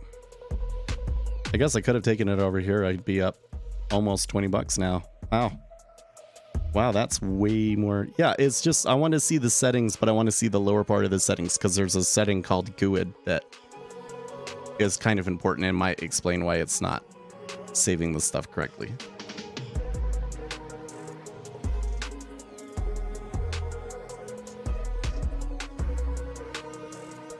Buyer looks a little weak. Well, what I think just happened there, actually it's hard for me to tell. When I look at the volume, there has been decent volume both directions here in the treasuries. You can see there's been 1,000 lots on both sides of this, for instance. I look at cumulative delta, it's fairly equal on both sides. I think that there was a liquidity hole here, and they did kind of trade through it down to the other side, but I feel like, oh, I did not mean to click that. I don't feel like that it's justified. Well, no, I shouldn't say justified or anything. I don't know if we're gonna get another push lower or not. It seems like we would need more sell volume to do that, though. Well, there's that. No, because the picture that I see. Oh wait, maybe that's it. I didn't see the other one. Let's see. Ah. Yes. Why is it not loading up for me?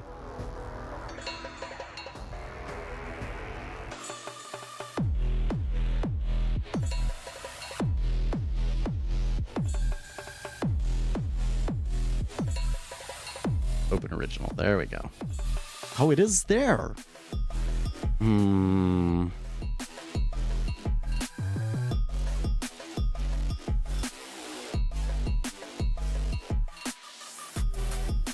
Okay, so now here's the next question, D. If you go into your Ninja Trader folder, right? So you go to Ninja Trader 8, and then there's a folder called Cash on the root. And when you go in here, you should be able to find these files that start with that ID that goes CF39954B dash in the name. Do you see those?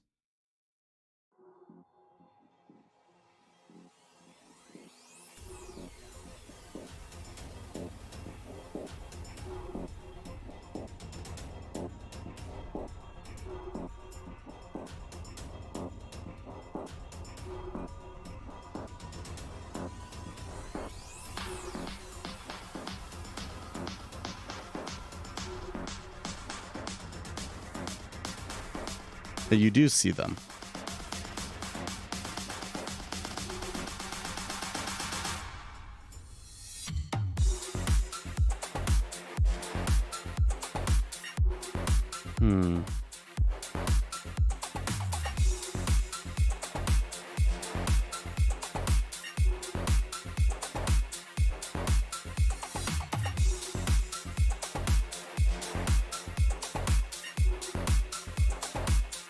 You do see them. Well, that was the easiest as she goes one ticker I've ever made. You do see them. Why don't they load? And why don't I see error message in your log?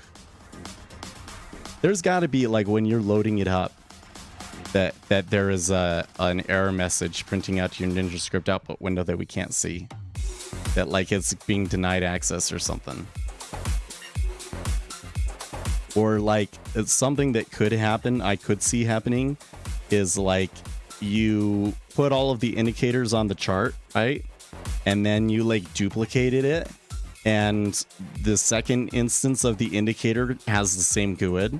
And so they're fighting each other. That could happen. It's got to be something like that, because it's, for some reason, it's not actually opening the file and loading it up.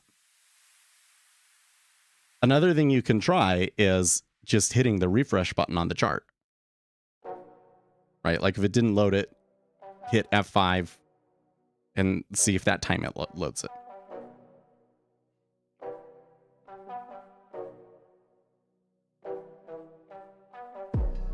So on this one, sometimes I would be tempted to, like, you know, I sold it and I took the one tick. I would be like, oh, let's try and let this write because it's still going. But not in that situation. No, sir. That was a lot of volume that just came through. I'd be really surprised if they were able to keep that pace up for very long.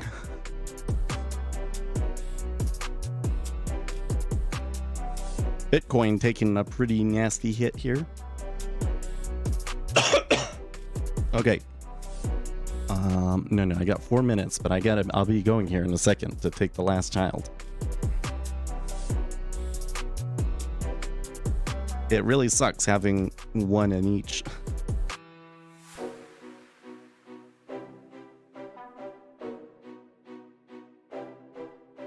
Having one in each of the schools.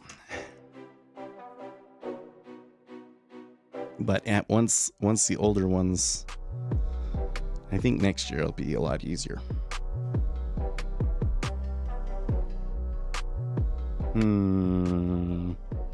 That 30-year is going lower. Oh man. We're already 22 basis points above 3.6. This is man. Wait, so where are we? We should look at where we're at relative to. Ooh, okay.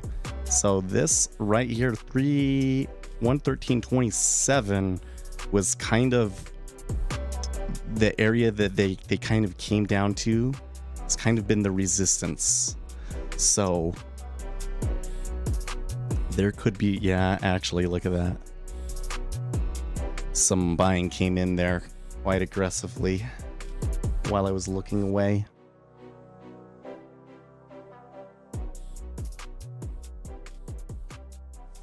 I'm gonna try it. Okay. Risky trade, only on sim. We'll cut it off before we go. But my target's gonna be this point of control over here.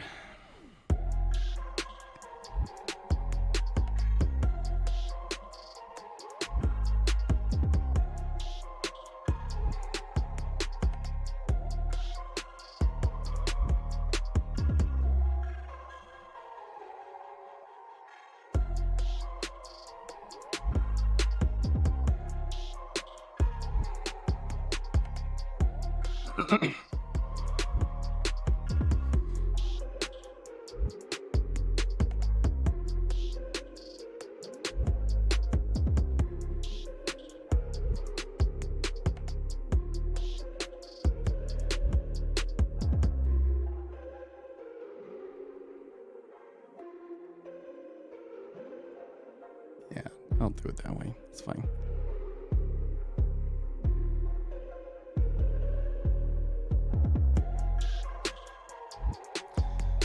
Okay, this is either going to be awesome or a complete disaster. Oh, come on, come on, come on, come on. Yeah, thank you, sir.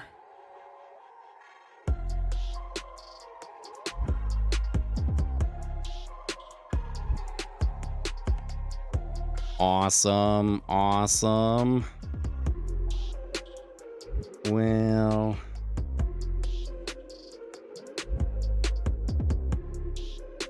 take one off there.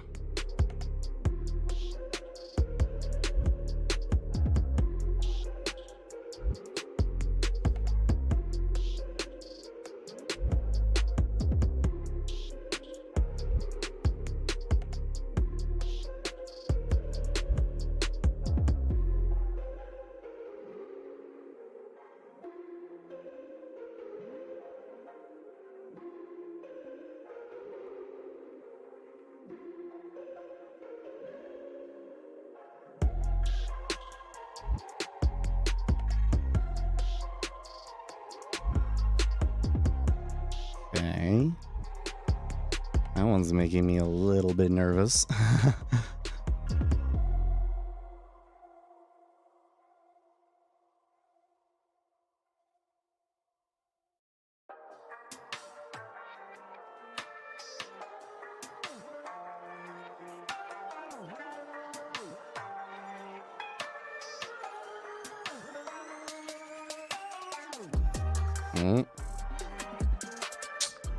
I guess I will.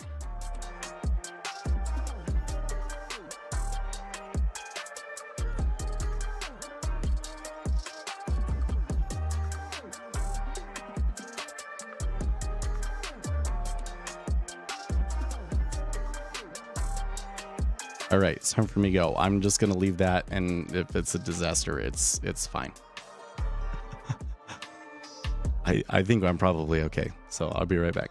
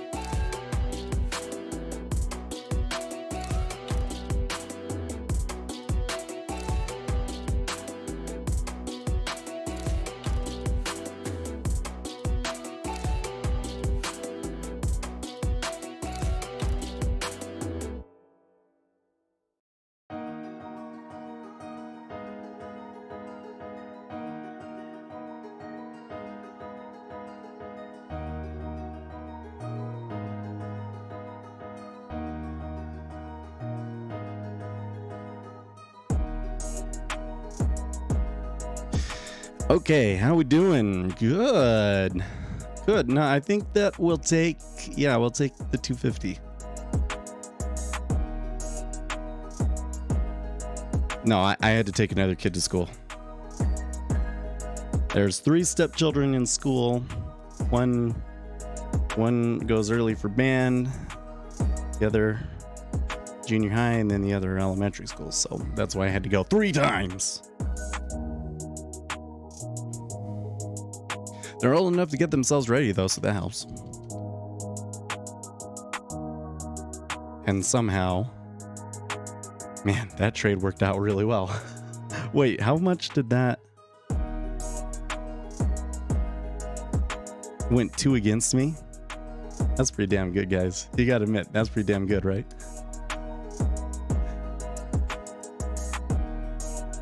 So Lucas, I forget, why was it that we were interested in a market making trade? There was some point that we were trying to make with it, right?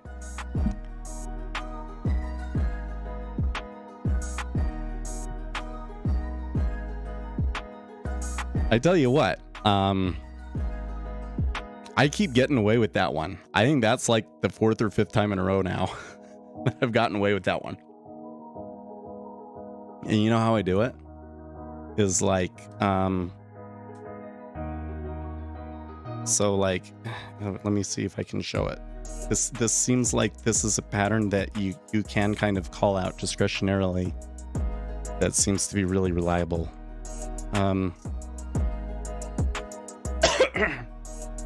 I mean, I don't want to be like, because if everybody starts doing that, it won't work, but I don't know if other people would be able to see it. So here we had the news, right? So when we had the news, we formed like a really tight distribution here, came back up, and then they got, well, this I think was just them coming back. So this might have just been like the natural oscillations, okay? But this right here, this is accompanied by really hard volume all of a sudden. So it's like we had a big move, balance, big move again, and then here you saw the volume come back in, right? So that was where I said, oh, okay, I can start market making in this location. Oops. There is a liquidity hole up here at 114. Somebody puked pushing it lower, but that means that probably will float back up to 114. So I can market make, I can buy here and get it back out here. Doesn't happen very often, but like this is an example of utilizing a liquidity hole that's like really, really clear. That it's the liquidity hole doing it for you, because you could see where they'd made the hole and then there was this further push and then it snaps right back to it, right?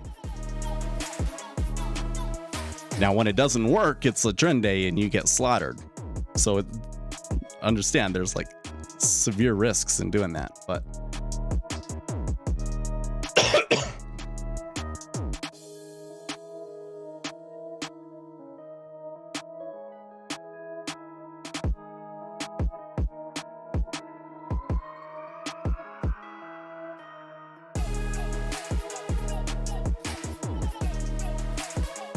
and looks like it might even come back to the O2.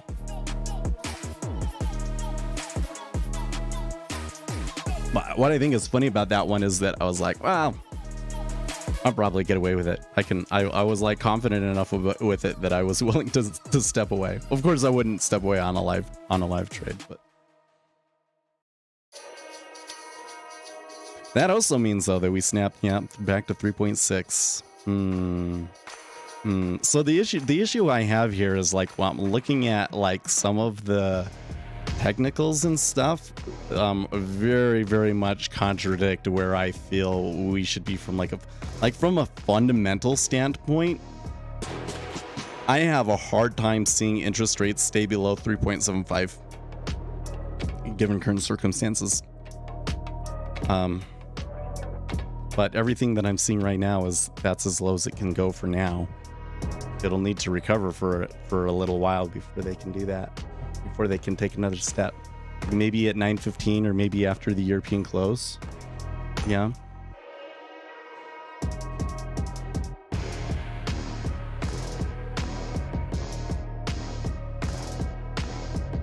Okay, so what's Joseph Wing saying here? Good article from the BIS.org by some of the big stars in the offshore dollar funding world, sketching out the enormous size of dollar FX swaps and how their off-balance sheet counting makes them hidden. Note that USD FX swap debt is often balanced by a USD asset, e.g. borrowing USD and FX swap to buy mortgage-backed securities. The problem is when investors are unable to roll their FX swaps except at crazy rates. Then they fire sell their assets, but this is now fixed with open Fed swap lines. Cool. Worth reading later.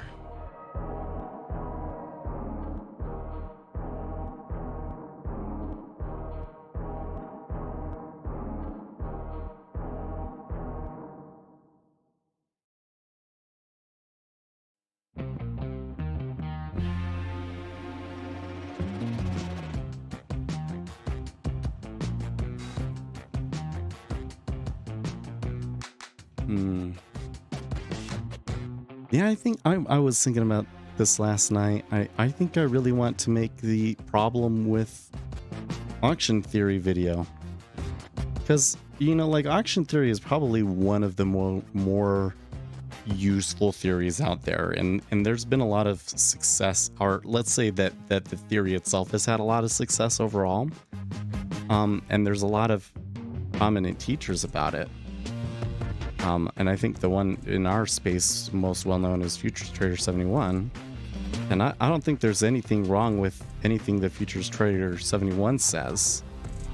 But I think that a lot of people don't get, you know, like they'll watch his stuff and they'll say, oh, like this is the edge. And they don't listen to some of the other things he says about that really the edge is all in the risk management because of the technical noise-based nature of the trade. And then I think if you took all of, you know, the additional information that I can add to, you know, would help point out the holes in auction theory to get a more accurate model of the market, I think that some of those people could start to be like super effective. So you understand why those things happen. What happened to Sam Bankman-Fried? It happened, seems similar to the movie Rogue Trader 888 account. He had some bad trades in the movie and then it got out of hand. No, I tell you what happened with the Sam Bankman-Fried. They were printing money. They were printing their own security and then using that security as to do business with. And they didn't think that the cryptocurrency market was going to crash. They thought that they were in a new phase that was going to go higher than the last one and go to $1 million or whatever the deal was, right? So he didn't expect it to collapse. And then when it collapsed, he didn't expect it to last so long. And eventually somebody called him out and pointed out that there was never any money there to begin with. It wasn't a bank run. The people keep calling it a bank run. It wasn't a bank run. The money never existed. And here's the thing. You think that it was just FTX? Well, let me tell you something. FTX isn't even the worst offender. It's hilarious to me that it's Binance is the one calling this out. They're full of shit. None of that activity that happens on Binance is real, man. That exchange made its whole name by faking activity, right? Okay, and then don't even get me started on Tether. Okay, they're not even the worst ones. So this is a bearish market I'm seeing in the order book. I think what you're seeing right now, QJ Verdun, is a liquidity hole centered around 114.00 half. So let me show you why. Because to identify this is kind of a little funky. It's kind of hard to explain.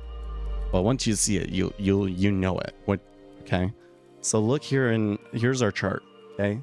So again, this was news. Okay? And then we will tend to, after news, get stuck, right? There will be this area. You see right here, from here to here, roughly speaking. Okay? Where they get stuck. It's like they will retrace this move because the liquidity is damaged. So like if you move down, right? When we move down, here, let me come back to this screen. Okay. So let's say we move down, right? Okay, so we just take out the O2, right? We take out the O1 half. We take out the O1, right? Okay, there's like 1,500 contracts sitting there at every step, right? And those contracts have been there for hours, right? Like if we're talking about like new lows, these are this is liquidity that's been there for hours, if not days, right? Well, so we're moving down. What about coming behind us? Okay, so we took out the L1 half, we took out the L1. Now they're going to put an offer at L1 half, right? Now it should stack up to be about the same amount of liquidity that's been there, like 1,500, right? But what you're going to find is that it takes time for that liquidity to build up. So like if they tick back up, it'll trade, like all the liquidity will pull and it will trade, and only like a few hundred will actually have traded, right? If it goes back the other way, right? So like this is what we call the latent liquidity. So like the resting liquidity is what you can see, but the latent liquidity is like these actors, they don't want to show their liquidity until it's like on the inside bar and it's actually going to get traded. So when you see this situation where like they're going to trade into that liquidity and it all pulls, that's kind of like, okay, so the latent liquidity there is not actually really very strong. Okay, right? So when you come back to here, that's this area I've circled here, right? Is it's a liquidity hole where the latent liquidity is not very strong, right? Okay, now then what happened after that? Somebody puked here on this move down, and you can see that by this crescendo volume down at the bottom. And then somebody pushed back. So you want to watch for these, because a counter order will have more impact, right?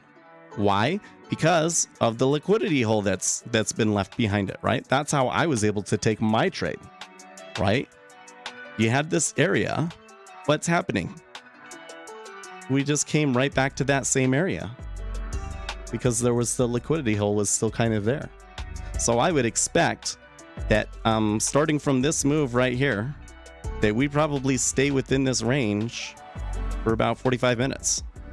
So until European close, possibly, right? So when you come back over to here, that pen is still kind of giving me issues. So when we come back over to here, what we're going to see is like rotating around in this area. When we trade up or down, we don't see a ton of, a lot of orders are pulling. It'd be good to kind of like clear and recenter things here. Okay, so right now the inside is 500 by 700. So that's not really indicative of a liquidity hole. It would be more likely that we would see like 500 on one side and like 200 on one side. But look, it traded down. It was only 200 contracts. See? And you're going to see that on both sides, right? And the issue is going to be that when you get to like 02.5, 03, is going to take more than 200 contracts probably to lift those, right? Like a lot of volume has happened in here. Not as much volume happened in through here, right? Okay, 700's a little bit more, but that's not too much. 500. See, it gets stuck there. It just gets sucked back into the liquidity hole over and over and over and over and over again. And you'll find that spot tends to become the point of control for the session. That's why these distributions happen, is because there's a liquidity hole. It's more difficult for it to break out of these ranges because there's more liquidity out on these edges. And so it distributes in this range and creates this, Gaussian distribution here. That's why it happens.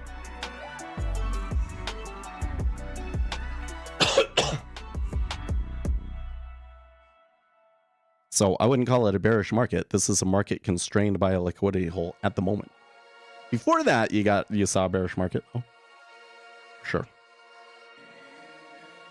But wait. I'm gonna have to go here in a few minutes. So sorry, guys. But it was a good day for me still. I didn't take live trades, but it was still the sim trades that I took were amazing. They weren't that amazing. I don't know. I feel like that because I am kind of taking on a lot of risk for those. So every time that they work out really well, I'm still just kind of like, yeah, well, whatever. But you'll want to keep an eye out for that if you're going to keep trading. There's probably going to be a shift in the market after the European close at 9:30, right? So we'll see where it goes from there. Oh boy, Nick Timmeros. Fed officials have clearly signaled plans to raise rates by 50 basis points at their meeting next week. Elevated wage pressures could muddy the debate over 50 versus 25 in February and lead officials to pencil in more hikes next year. Okay, so I am not seeing the market move on that one yet.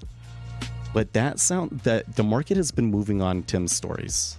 That could be a good reason to sell the treasury here. And you got a good spot to do it too. Like right there. I don't have enough time to make it work out, but I'm thinking I want to be well, we're here in the micros. Well, there's not really anybody I can pick off per se, so maybe I could try putting one at 3.950 and seeing if it fills. I don't like the spread. Oh, I don't like it when the spread's like 3 or more ticks. But I think that Tim is kind of echoing what a lot of people were kind of saying anyways, which is that the labor market and the strong economic indicators that we're seeing here in December kind of suggest that, you know, might have to be a 50 basis point hike in February. Yeah, so now Forex Live is retweeting it. It's funny because for a while, like as soon as those stories would come out, the market would move. Now it's maybe it's not going to react to this story, or maybe it's going to be kind of more of a slowly picks up. Let's see. Did we just finish the playlist there? I think we did.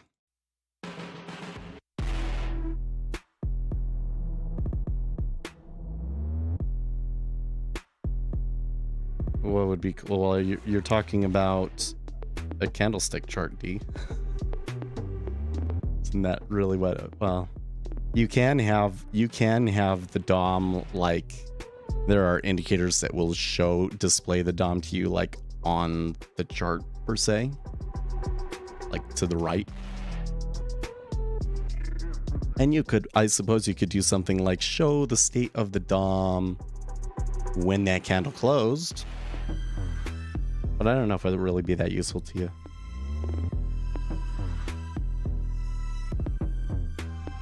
Like the whole thing is that the reason that the DOM is useful is because it's current data, right? That's why when I see people come in and say, here was the point of control 45 minutes, an hour ago, so it's going to come back to that spot, then I'm like, okay, I laugh. It's no longer relevant. If the liquidity, a liquidity hole matters, but once it's been 45 minutes and the liquidity hole has healed, it doesn't matter anymore.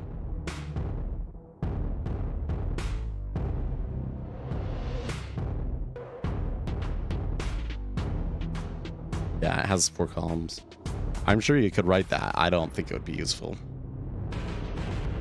personally, because I once drew up something like that was like, would really give you like the ultimate granular view of the market, so that you could look at every little step as the level 2 and the volume changes and so forth. And my increased knowledge about the market says to me that it would be pointless. Seeing what the level 2 was 30 minutes ago is completely useless. Doesn't matter.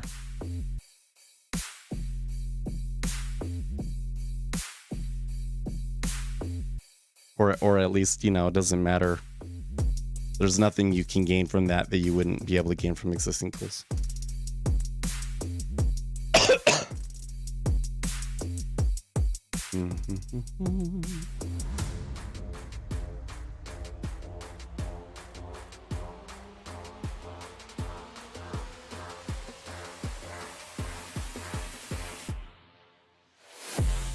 Well, we haven't really moved. They haven't been able to move below that 0.5 yet. We are giving you. We could pick up now. That order looks a little better. I wanted to take a trade, but no. Well, it's time for me to get going, guys. I'm sorry. I feel like we didn't have enough time to talk today. Might be like that tomorrow if I have to do the same thing tomorrow, but it is what it is. You know what? It's December. Let me give you something. Is that like some of the best trading happens in January, February. Okay, so we don't have to, be super aggressive here in December. I would, be more concerned about like reserving your capital right now, because you get good opportunities at the beginning of the year. And given what we're getting there from Nick Timmerels, that whether it's 50 or 25 in February is probably going to be at issue now too. That means that there's definitely going to be opportunity for us. Okay. But for now, it looks like they're breaking out to the upside. So in fact, cumulative delta wise, we're at session highs in, are we? Yeah.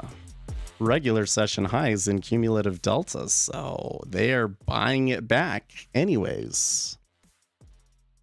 It's December somehow. I heard that as it's Wednesday. No, it's not Wednesday. It's Friday.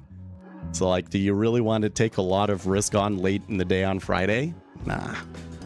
Okay, guys, I'll see you tomorrow. Stay excellent, team.